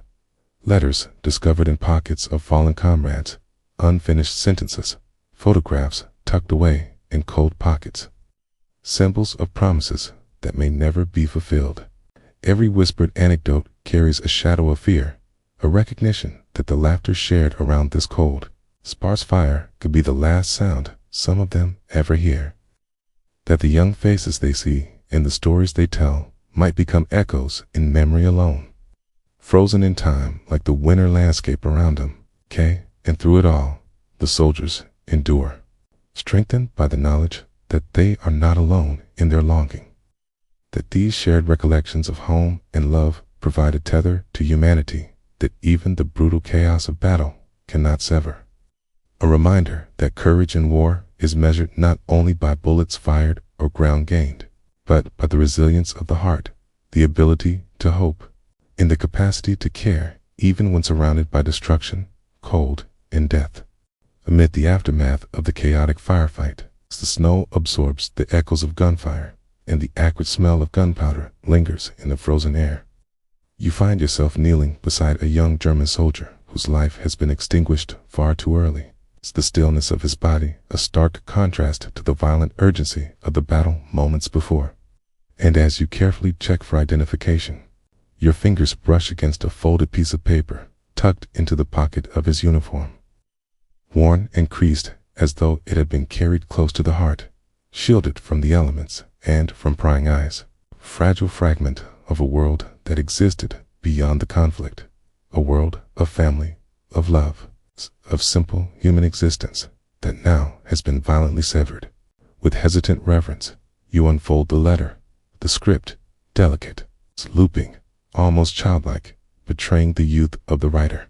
A T, and as your eyes skim the familiar words, Lieber, come back, Monsieur Zurich, a profound sense of sorrow settles over you, quiet, numbing grief that eclipses even the physical exhaustion that has weighed on your body for days. For here is proof, undeniable and intimate, of the life that existed beyond the soldier's uniform, a life filled with hopes, promises, and people who loved him, people who prayed for his safety while he marched into the snow and bullets of a war he could not escape. The letter becomes more than paper. It is a testament, a relic of innocence caught in the merciless machinery of war, a tangible reminder that every statistic, every report of casualties represents a human story abruptly cut short, and that the enemy is not merely an abstraction, a faceless threat, but a collection of young men, much like your own comrades, who carry dreams, fears, and love with them into a conflict that disregards all such attachments. As you fold the letter back into his pocket, carefully, almost ceremoniously, a strange mixture of emotions swells within you. Grief for a life lost, empathy for the family who will never receive their son again, and the sobering awareness of the fragility of human existence in war, where a single decision, a single bullet, or even the misfortune of timing can extinguish a world of potential and love in an instant. The snow continues to fall gently, almost mockingly serene against the backdrop of devastation. And, in that quiet, bitterly cold moment, the human cost of combat crystallizes in a way that no number of victories, medals, or strategic gains can ever fully convey. Every soldier in your unit, whether huddled in a nearby building, clearing snow from their rifles, or standing guard on the icy streets, carries with them a fragment of this realization that the enemy, like themselves, is human, and that in every engagement, in every corner of every village, the cost is measured not only in ground taken or lives spared, but in the permanent imprint left on the hearts of all who survive to bear witness. In that instant, as you tuck the letter away, a silence, heavier than the storm, falls across the village, and the world seems to contract to the narrow, snow-covered streets, the burned-out buildings, the frozen footprints, and the fragile, irreplaceable humanity of lives extinguished too soon, serving as a haunting reminder that bravery, courage, and survival in war are always shadowed by tragedy, right? In that every action, every shot fired, every step forward is inexorably entwined with loss. Loss that is intimate, raw, and impossible to quantify. A lesson written in the quiet dignity of a young soldier's words, in the heartbreaking permanence of a life that will never return to those who loved him. As the snow settles quietly over the battered village and the echoes of battle fade into a brittle, tense silence, the soldiers huddle together in whatever shelter they can find. Each man is body trembling, not just from the merciless cold, but from the accumulated weight of fear, adrenaline, and exhaustion that has been pressing on them for days without reprieve. And in this fragile pause between the relentless surges of combat, it becomes painfully clear that survival is dictated not only by skill or bravery, but by the small, almost imperceptible comforts that offer fleeting relief, tiny reprieves that allow a soldier to endure, to keep moving, to keep aiming, to keep believing that the next sunrise might bring a moment of safety, or even a whisper of normalcy. A cigarette passed quietly from one trembling hand to another becomes a ritual, a fragile moment of warmth and solace as the bitter smoke curls upward. A reminder that life continues beyond the frozen fingers, clutching rifles, and the oppressive fear of unseen snipers. That the simple act of inhaling and exhaling can provide a fleeting anchor to humanity in a world that has been reduced to frozen snow, shattered buildings, and the omnipresent specter of death. The men take turns keeping watch, each shift a crucible of tension where the smallest sound a snapping branch. The whisper of boots in snow, the distant rumble of artillery demands instantaneous awareness, forcing the mind to balance between the physical agony of numb fingers and stiff joints, and the mental vigilance required to survive another hour, another patrol, another push forward. Even the act of sharing a meager ration of frozen chocolate or a hard biscuit becomes more than sustenance.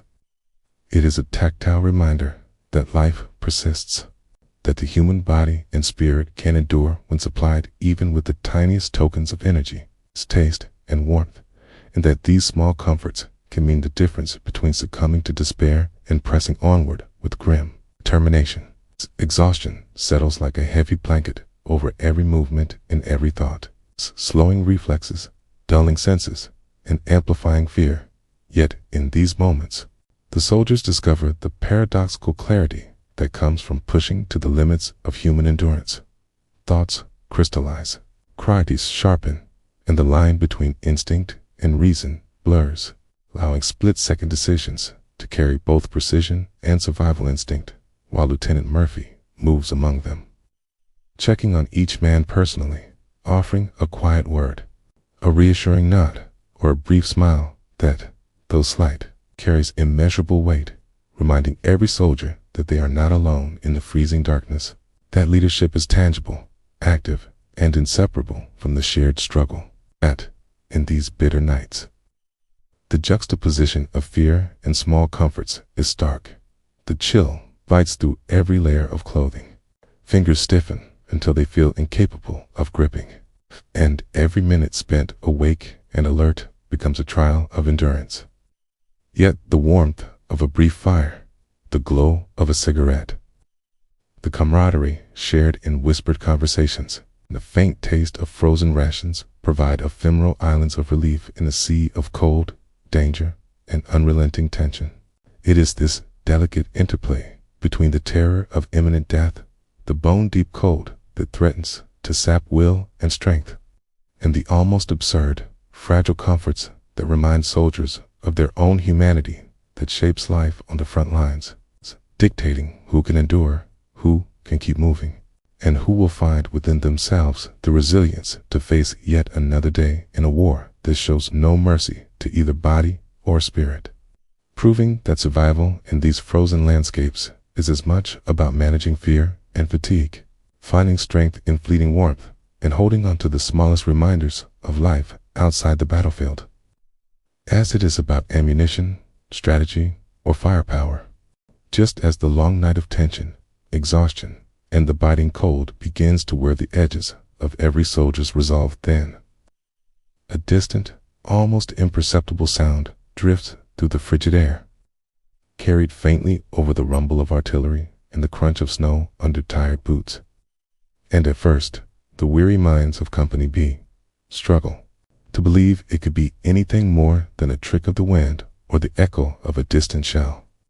Yet gradually, the shapes of vehicles begin to take form in the darkness, their headlights cutting through the haze. The muffled shouts and laughter of fresh American troops reach ears numbed by fatigue, awakening a spark of hope so profound that it momentarily lifts the weight of days spent under relentless threat, freezing temperatures, and constant vigilance. The convoy moves steadily, bringing soldiers whose uniforms are still clean, whose eyes have not yet been hollowed by nights spent in foxholes and streets filled with smoke and snow. Men whose energy seems inexhaustible in contrast to the staggering weariness of Company B, and as they pour from the trucks, rifles, and equipment in hand, there is a palpable sense of relief, a momentary, almost sacred reassurance that the struggle can continue, that the lines will hold, and that human endurance, bolstered by numbers and solidarity, has not yet been broken. The arrival of reinforcements transforms the atmosphere in subtle yet undeniable ways. The tense stiffness in shoulders loosens, smiles flicker despite the lingering fatigue.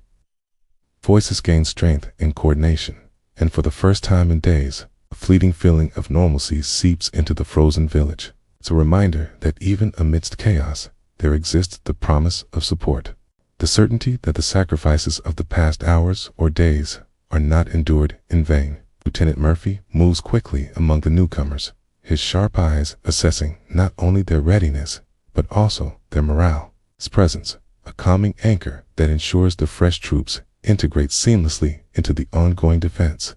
And his familiar, steady voice issuing instructions and encouragement becomes a bridge between the exhausted veterans and the untested arrivals, creating cohesion in an environment where disarray could be fatal. Yet, hope is tempered by caution, for the arrival of reinforcements does not eliminate danger, and within minutes, the reality of war asserts itself once again. The cold night air carries distant shouts, the crack of rifle fire, the thunder of artillery. And Company B, now reinforced, must rise immediately to meet the renewed German pressure.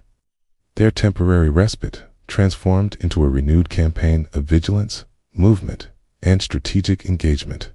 The new troops, fresh and relatively unscarred by the endless grind of combat, look to the veterans for guidance, eyes wide, muscles tense, absorbing every action, every command, every subtle signal of Murphy's leadership.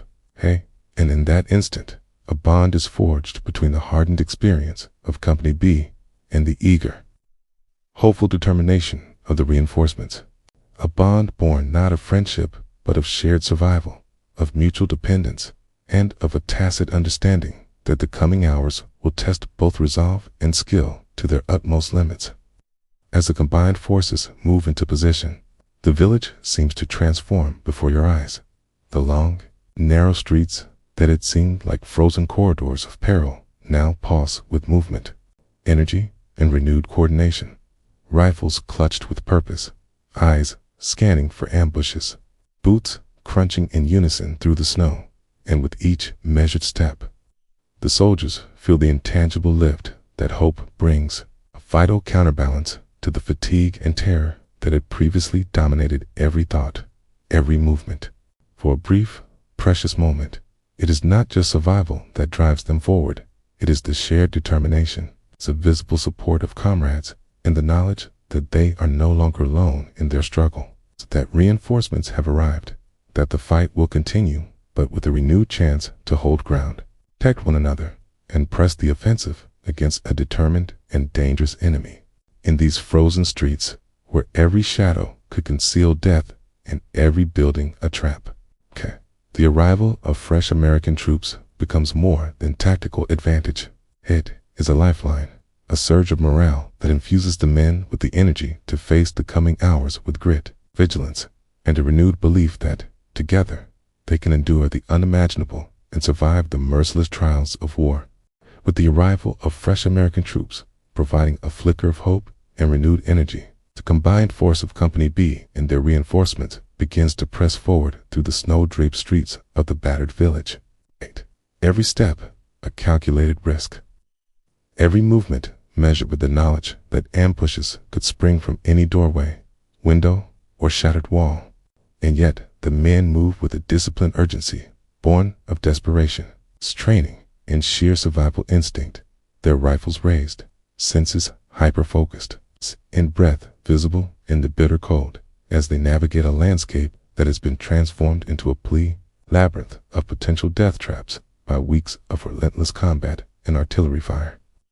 The village, once eerily silent under the heavy blanket of snow, now echoes with the synchronized sounds of boots crunching against ice, rifles being readied, grenades being checked and primed, and whispered commands passing swiftly from leader to subordinate. And through this tense choreography, the soldiers advance, fully aware that at any moment, a German soldier, crouched in shadow, could unleash a hail of gunfire that might undo everything they have fought to secure. Every street, alleyway, and courtyard is approached with extreme caution, and even as progress is made, the resistance grows fiercer. A relentless wave of enemy determination that tests the limits of physical endurance, mental focus, and emotional resilience. The Germans, familiar with the village terrain and driven by the same survival instincts as the Americans, execute ambushes with deadly precision.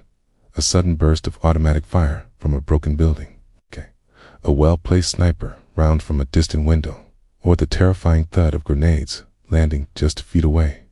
Each moment punctuated by the jarring clash of chaos and the instinctive human drive to stay alive. In response, Lieutenant Murphy leads from the front, moving fluidly between positions, issuing sharp, precise commands, and demonstrating an uncanny ability to assess danger, coordinate small unit maneuvers, and instill confidence in both veterans and newcomers alike. His presence, a steadying force in a maelstrom of fear, smoke, and snow. As the soldiers advance, they are forced into split-second decisions, balancing aggression with caution, pressing forward while maintaining cover, and constantly scanning for threats that could emerge from the shattered remnants of once inhabited homes. Each doorway cleared, each window scanned, and each street corner crossed becomes a test of nerve and training, with soldiers relying on a mix of instinct, communication, and trust in their comrades to survive. And in these high-pressure moments, bonds solidify, unspoken understandings emerge, and the intricate choreography of survival under fire becomes a dance between life and death. Each movement carrying consequences that could not only end a life, but also affect the safety of the entire unit. Despite the exhaustion gnawing at muscles and minds alike, the soldiers press onward, spurred by the sense of purpose instilled by leadership, the urgency of mission objectives, and the knowledge that hesitation could prove fatal.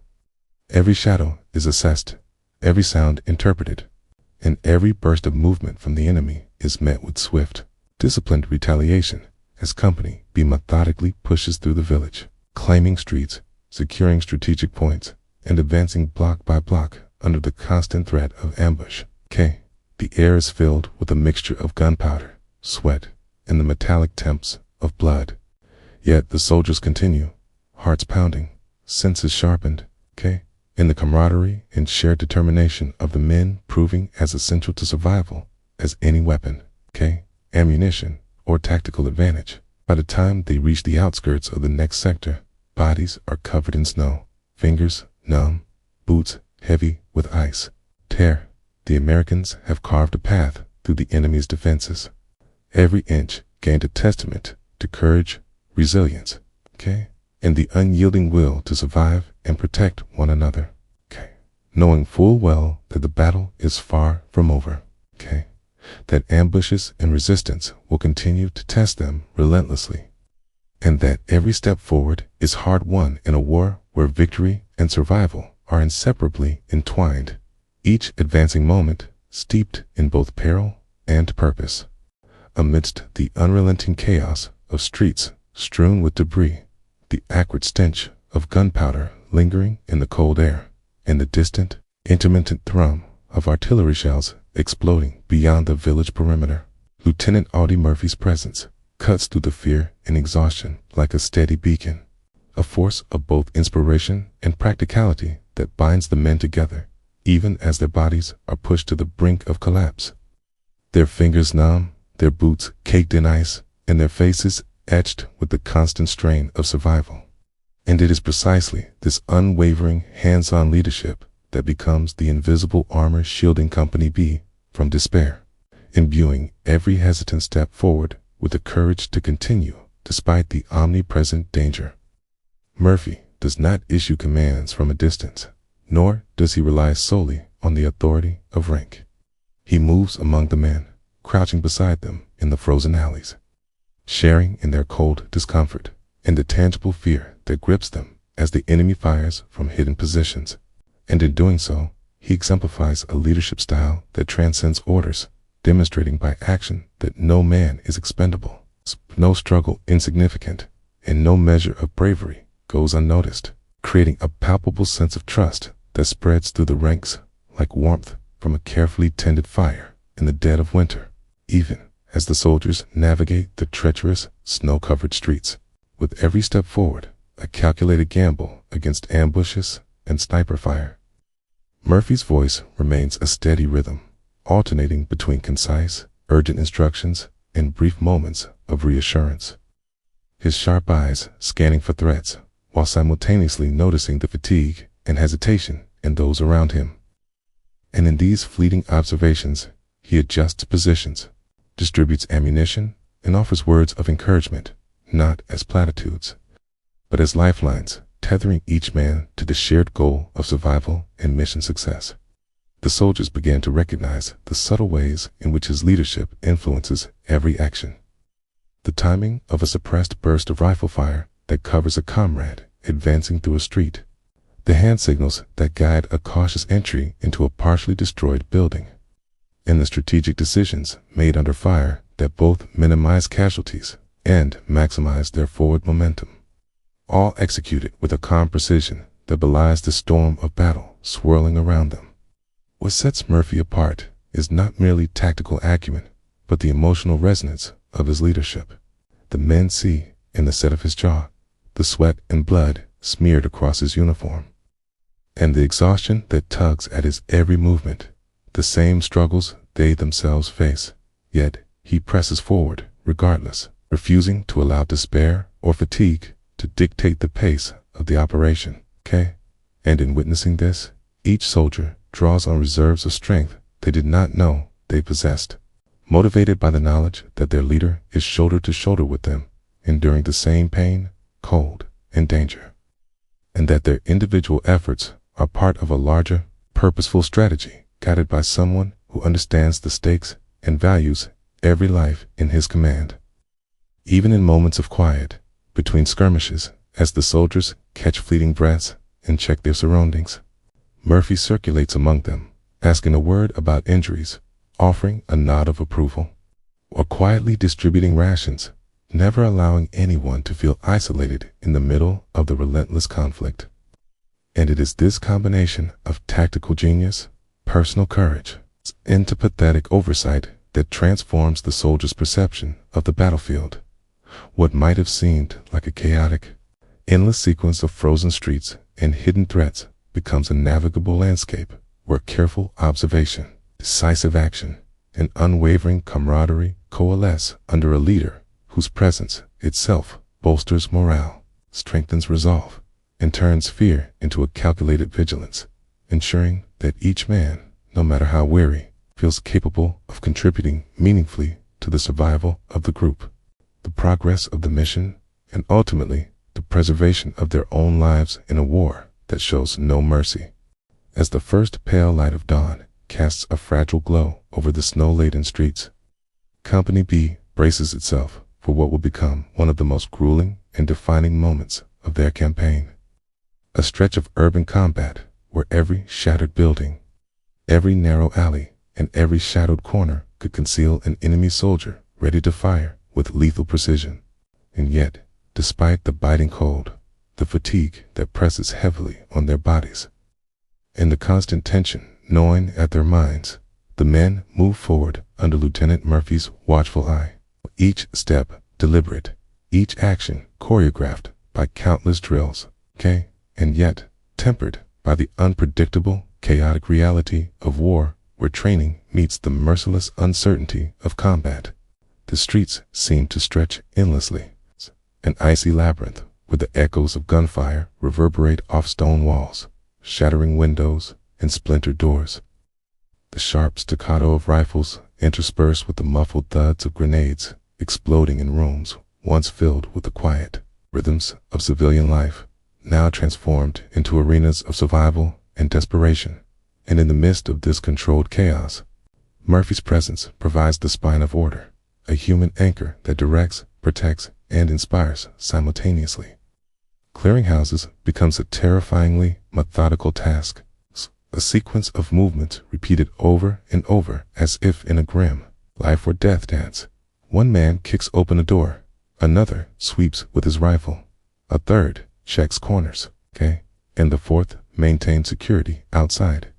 Each motion executed with a precision that belies the pounding of their hearts and the shivering that comes not only from the cold, but from the knowledge that a single mistake could mean death.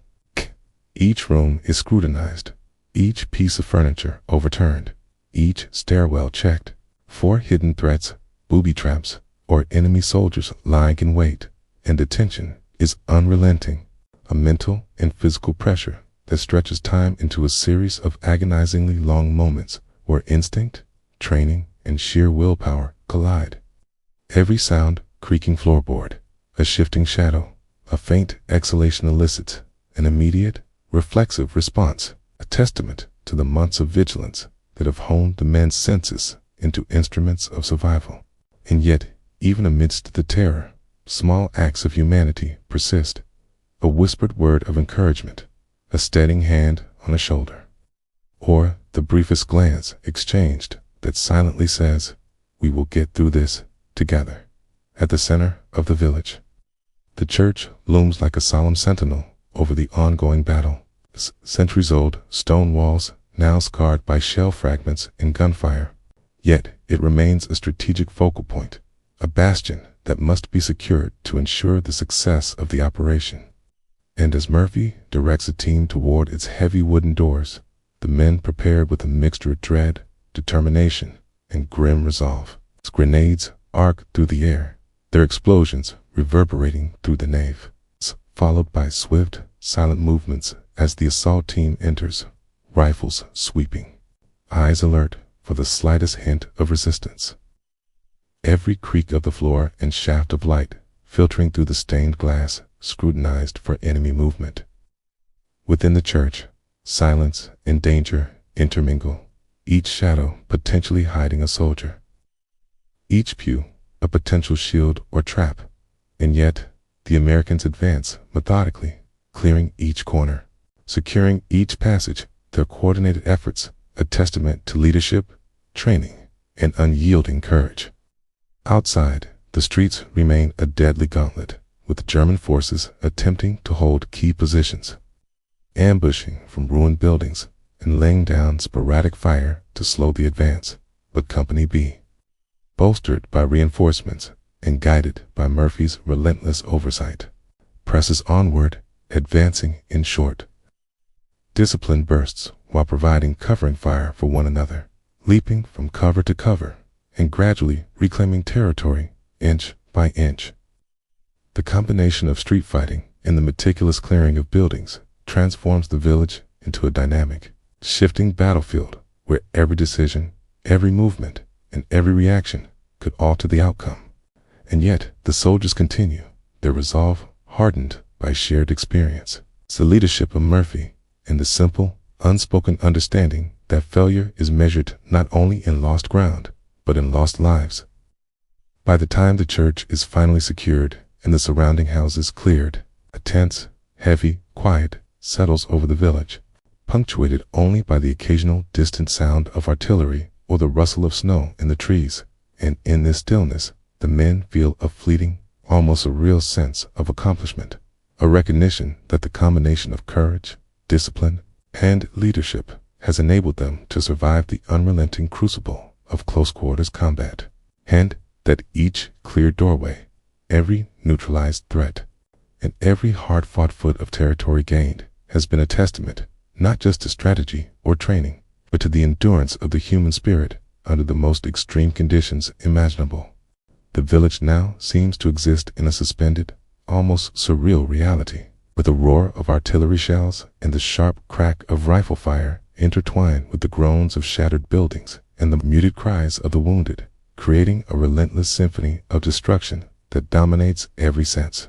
And yet, within this chaos, the soldiers of Company B move with a combination of instinct, training, and sheer necessity, their bodies tense, muscles coiled, eyes scanning every corner, doorway, and shadow for the next threat, while the snow underfoot is churned into a treacherous, icy mire that slows progress and amplifies the danger of each step.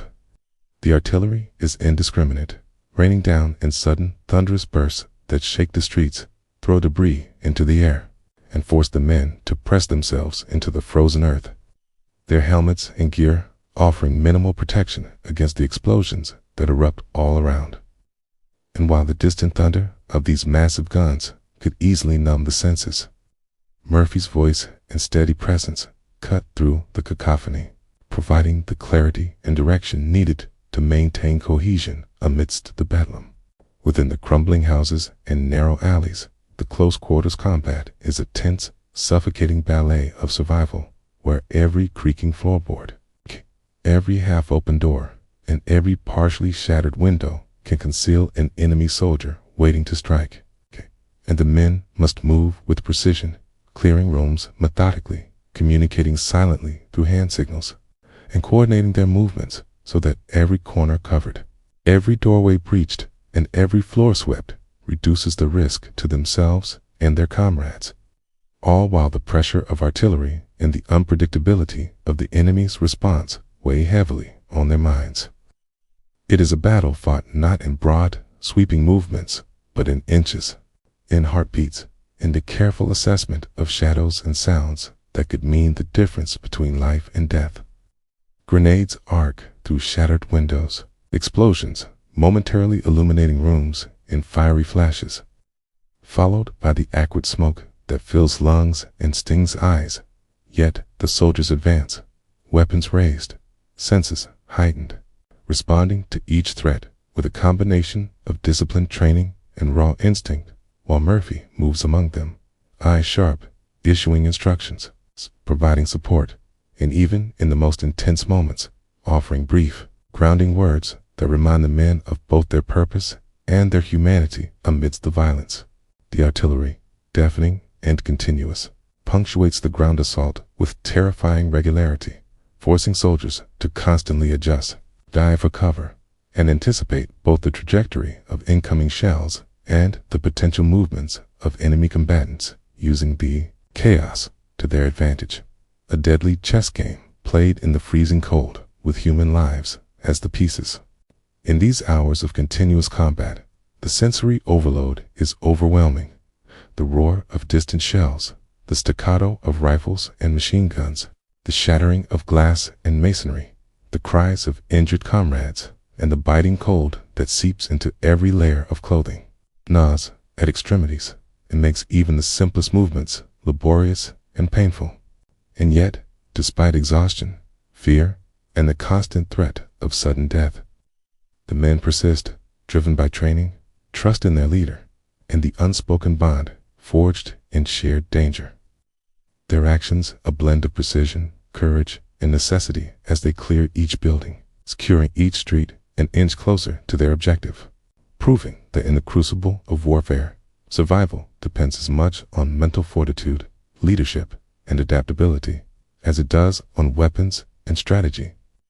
By the time a temporary lull emerges, the streets are a frozen tableau of the devastation wrought by artillery and close-quarters fighting, the snow stained with mud, blood, and debris.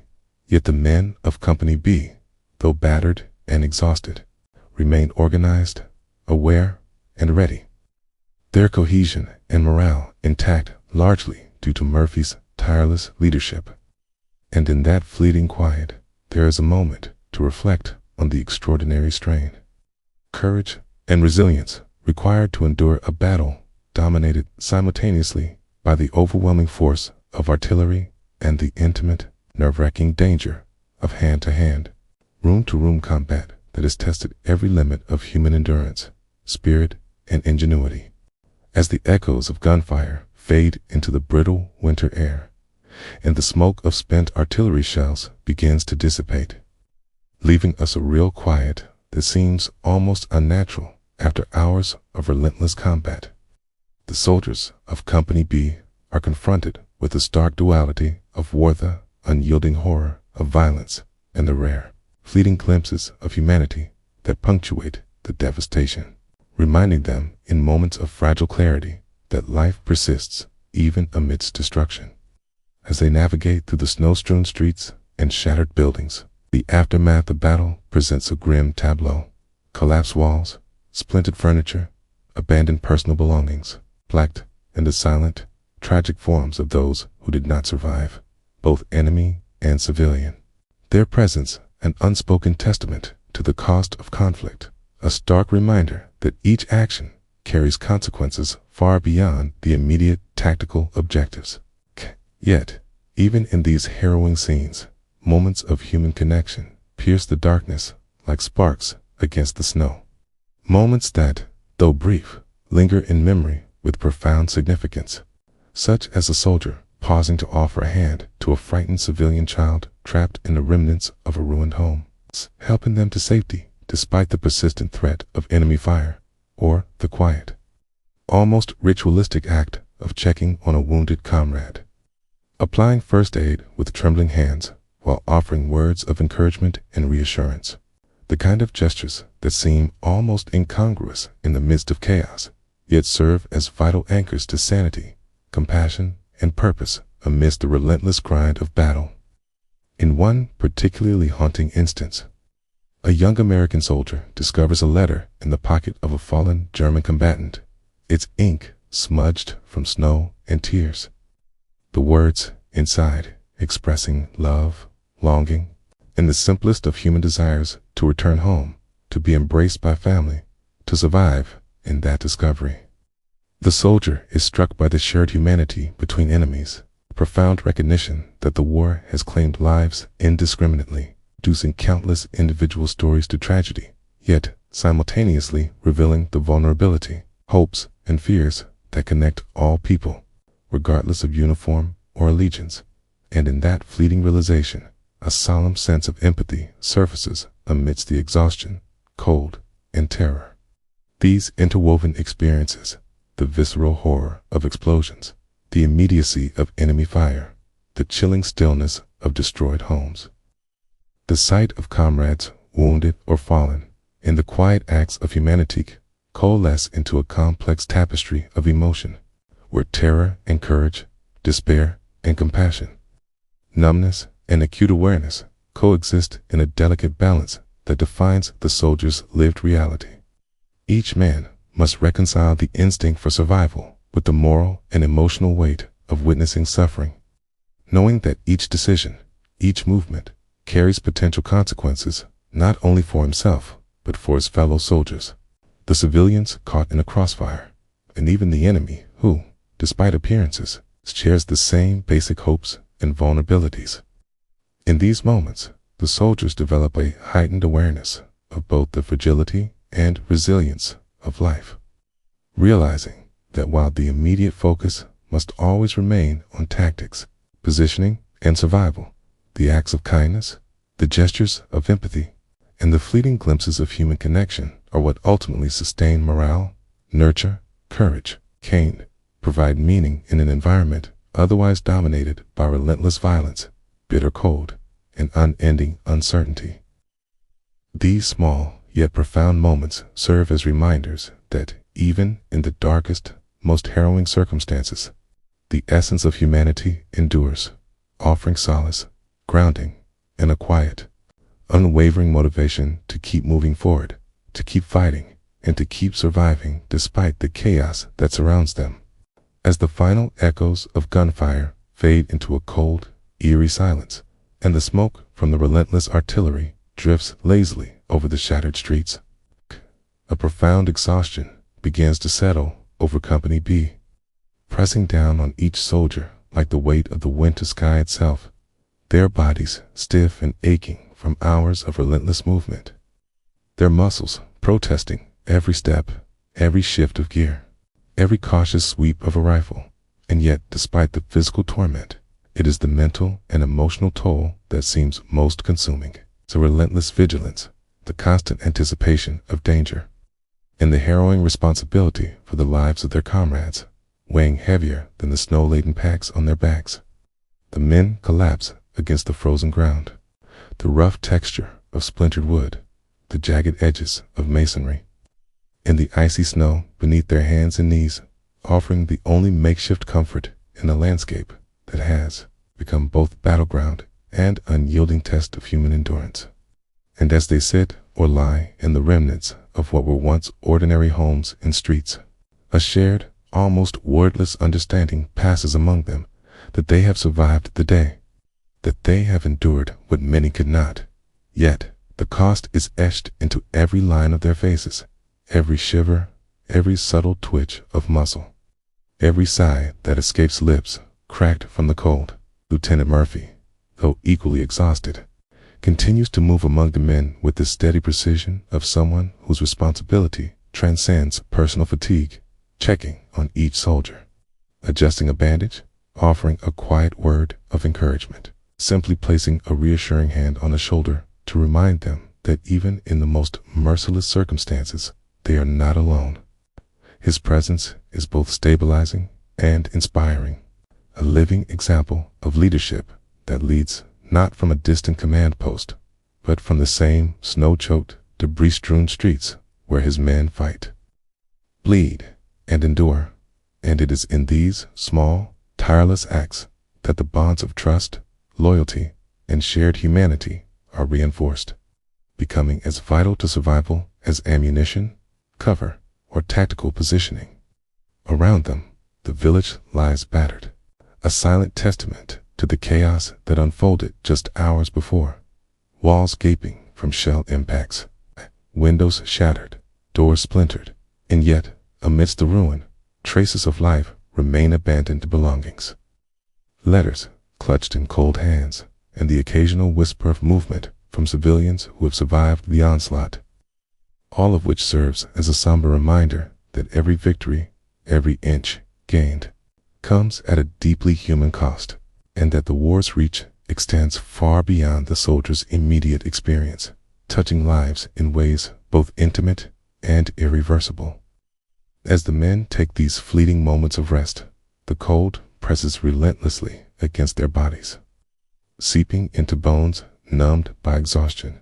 Yet there is a strange, almost sacred comfort in the stillness, a pause that allows the mind to drift, to process, and to reflect, however briefly, on the chaos endured, the sacrifices made, and the resilience demonstrated. The moments stretch and compress simultaneously, the harsh clarity of the day giving way to an almost dreamlike suspension where memories of home, loved ones, and the fleeting acts of compassion encountered amidst the destruction intermingle with the raw, unfiltered reality of survival, creating a mental landscape as complex, fragile, and unyielding as the battlefield itself. In this liminal space between wakefulness and sleep, between relief and anticipation, between life and the shadow of mortality that has hovered over each soldier for hours, the full weight of their shared experience begins to crystallize. The terror of sudden death, the relentless physical demands, the fleeting victories, the small acts of kindness, the letters from loved ones lost or far away, in the faces of comrades and foes alike, converge into an understanding that war is measured, not only in strategic gains or losses, but in endurance, courage, resilience, faith, and the preservation of humanity amidst circumstances that would otherwise strip it away entirely. And as the men finally allow their bodies to rest, succumbing to the exhaustion that has been postponed through adrenaline and necessity, there is a profound, almost imperceptible sense of closure, a recognition that survival is both victory and lesson, that each man carries with him the indelible imprint of what it means to face unimaginable hardship, to witness both horror and fleeting grace, and to endure, nonetheless, in a world transformed forever by the crucible of combat. As darkness deepens and the bitter chill of the night settles over the war-torn village, a fragile and almost sacred quiet envelops the battered streets, and within this fleeting calm, the soldiers of Company B, haggard, frozen, and carrying the heavy burdens of both body and spirit, begin to succumb to the exhaustion that has been accumulating for hours, days, even weeks, pressing them into the snow-covered ground, the splintered floors of ruined homes, and the scant patches of relative shelter wherever they can find them. And in that surrender to fatigue, there is a rare and precious sense of peace, a momentary reprieve from the unceasing tension, from the ever-present threat of violence, and from the relentless, numbing cold that has become a constant companion in their daily struggle for survival. Each soldier curls as best he can into the fractured remnants of protection, rifle clutched loosely, but ready at an instinctive angle, gear stacked around them to provide minimal insulation against the icy wind, boots stiff with frozen mud, fingers tingling with the slow, creeping numbness of prolonged exposure.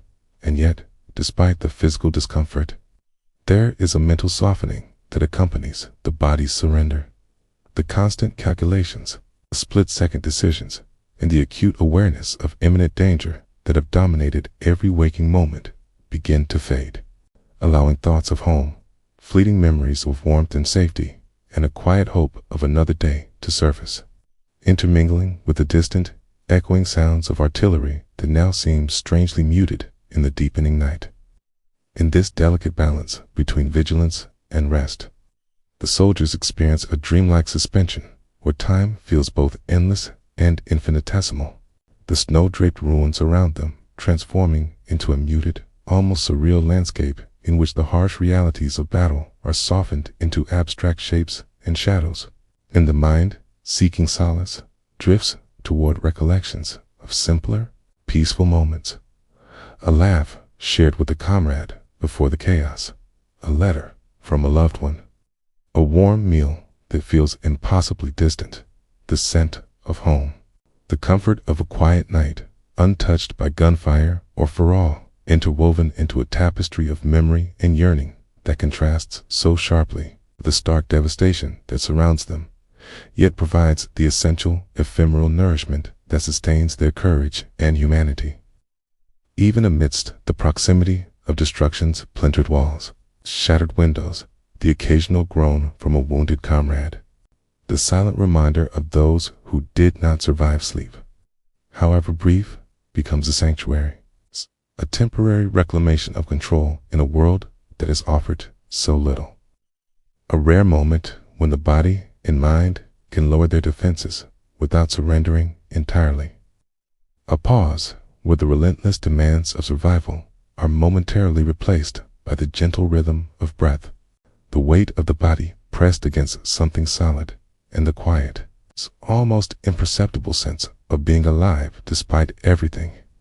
And in these precious hours of rest, fleeting though they may be, the soldiers are reminded of a simple, enduring truth, that even in the midst of overwhelming chaos and destruction, the human body and spirit crave and can find brief moments of reprieve, that even in the coldest, most shattered environments, there exists the capacity for comfort, reflection, and the quiet rebuilding of strength. And that these small islands of peace, found in the surrender to sleep, are as vital to survival as strategy, courage, and weaponry, serving as the invisible thread that links one harrowing day to the next, one battle to the eventual hope of home, and one soldier to the enduring humanity that persists despite war's relentless attempts to strip it away. As the first faint light of dawn begins to pierce through the lingering mist over the battered village, casting long, fragile shadows across the shattered streets and frozen ground.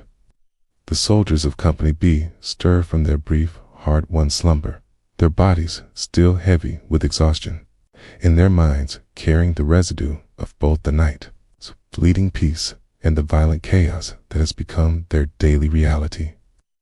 And in that quiet, liminal space between sleep and wakefulness, the true weight of what they have endured begins to settle upon them.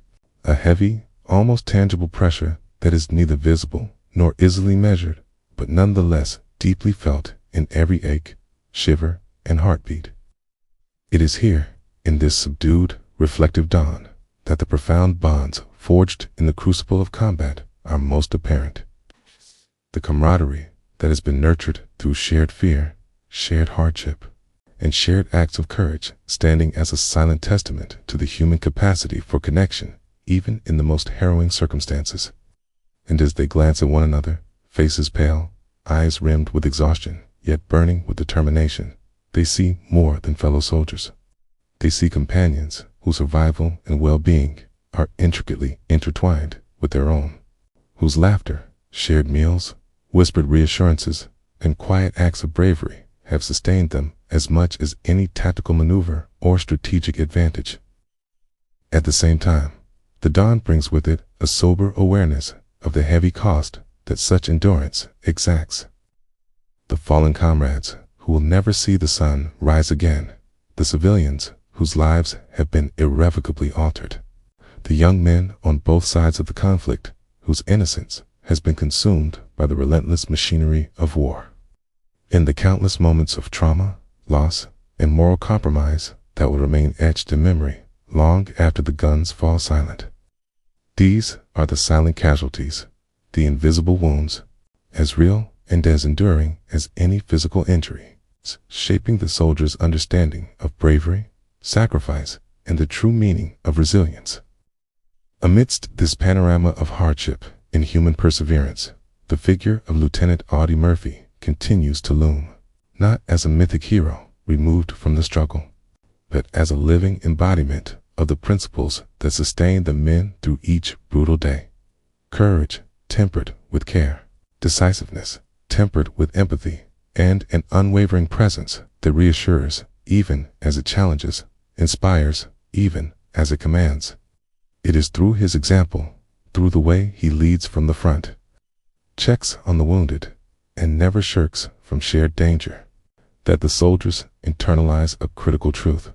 Leadership is not measured by rank alone, nor by accolades, but by the steadfast commitment to those in one's charge, the willingness to bear the same burdens, and the recognition of shared humanity in the midst of dehumanizing circumstances. And so, as the village begins to glimmer faintly in the early light, the story finds its quiet yet powerful conclusion in a meditation on the extraordinary resilience of ordinary men, the deep and abiding value of human connection, and the somber recognition that every act of survival, every gesture of compassion, and every small triumph against adversity comes at a cost that is both tangible and ineffable, leaving an indelible imprint upon those who endure, shaping the contours of memory, character, and understanding long after the battlefield has faded into history. It is this intricate interplay of courage, suffering, and fellowship that ensures that, even amidst the darkest hours, the essence of humanity persists. The lessons of endurance resonate, and the memory of those who bore the heaviest burdens remains honored and instructive for all who seek to comprehend the true dimensions of war, sacrifice, and the unwavering strength of the human spirit.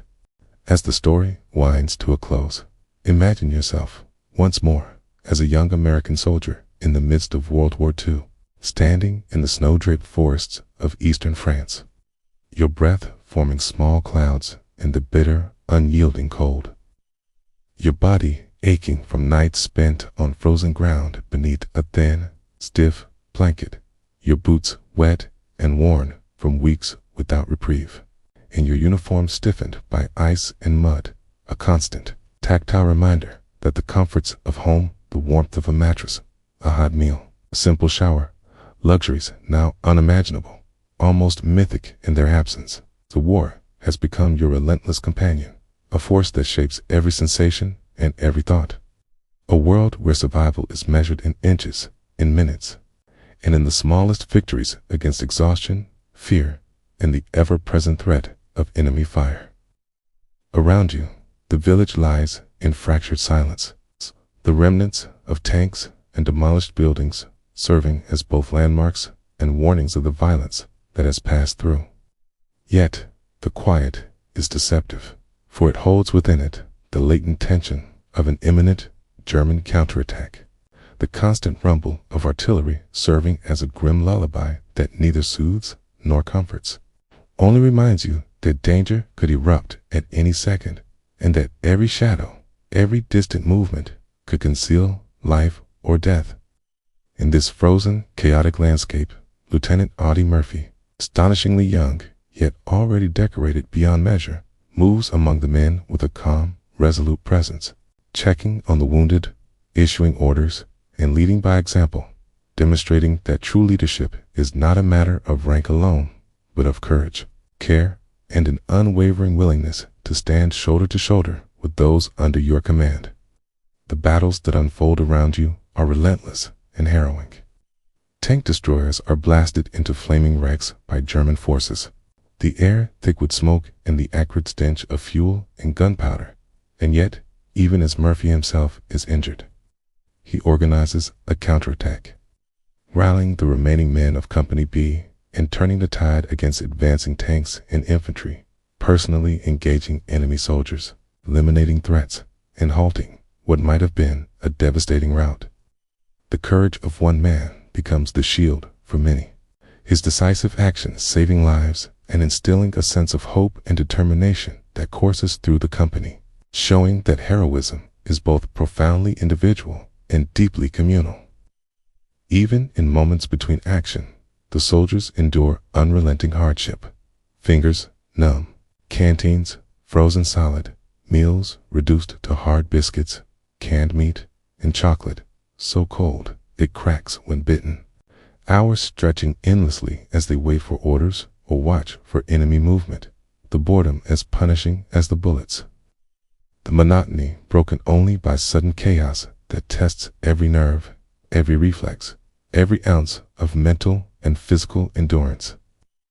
And yet, through the frozen landscapes, the ambushes, and the nerve-wracking house-tiles clearing, there are glimpses of the human spirit that transcend fear, the camaraderie of shared struggle, whispered stories of loved ones far away, the fleeting warmth of a cigarette passed between weary hands, the unspoken promise to watch each other's backs no matter the cost. Among the horrors of battle, small but piercing moments of humanity emerge. A letter found in the pocket of a fallen young German soldier, the scrawled words of love and longing starkly contrasting with the violence that claimed his life. A comrade quietly sharing memories of home as snow swirls around him. A gentle nod or reassuring hand from Murphy that reminds every man that he is seen, that he matters, that he is not alone in the chaos. Reinforcements arrive, fresh troops bringing hope and renewed strength. Yet the path forward is treacherous, strewn with ambushes, fierce resistance, and the unrelenting demands of combat. Street by street, house by house, Company B presses on, clearing buildings, securing the village, engaging in close quarters, fighting where the line between life and death blurs. Yet still, Murphy's leadership and the bond among the soldiers guide every step, every decision, every action. By the end of a long, brutal day, exhaustion overtakes them as surely as any enemy. The body demanding surrender, even as the mind struggles to process the scope of what has transpired. And yet, amidst the ruins, amidst the lingering smoke and shattered stone, there is a brief, fragile peace found in sleep, a moment where the soldiers can lay their heads down, close their eyes, and allow themselves to drift into the quiet, knowing that, for a few hours at least, the war's immediate grip has loosened.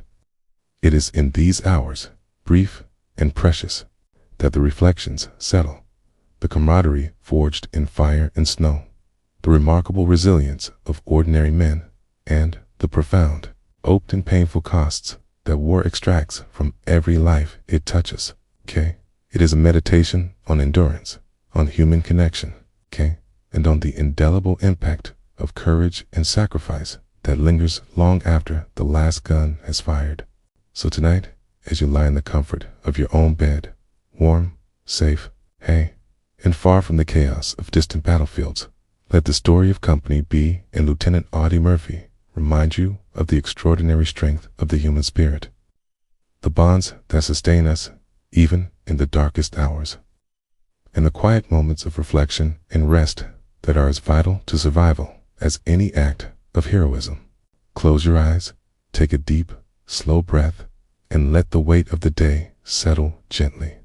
Sleep well, rest easy, and remember the enduring power of resilience, courage, and humanity, even in the face of unimaginable hardship. Good night.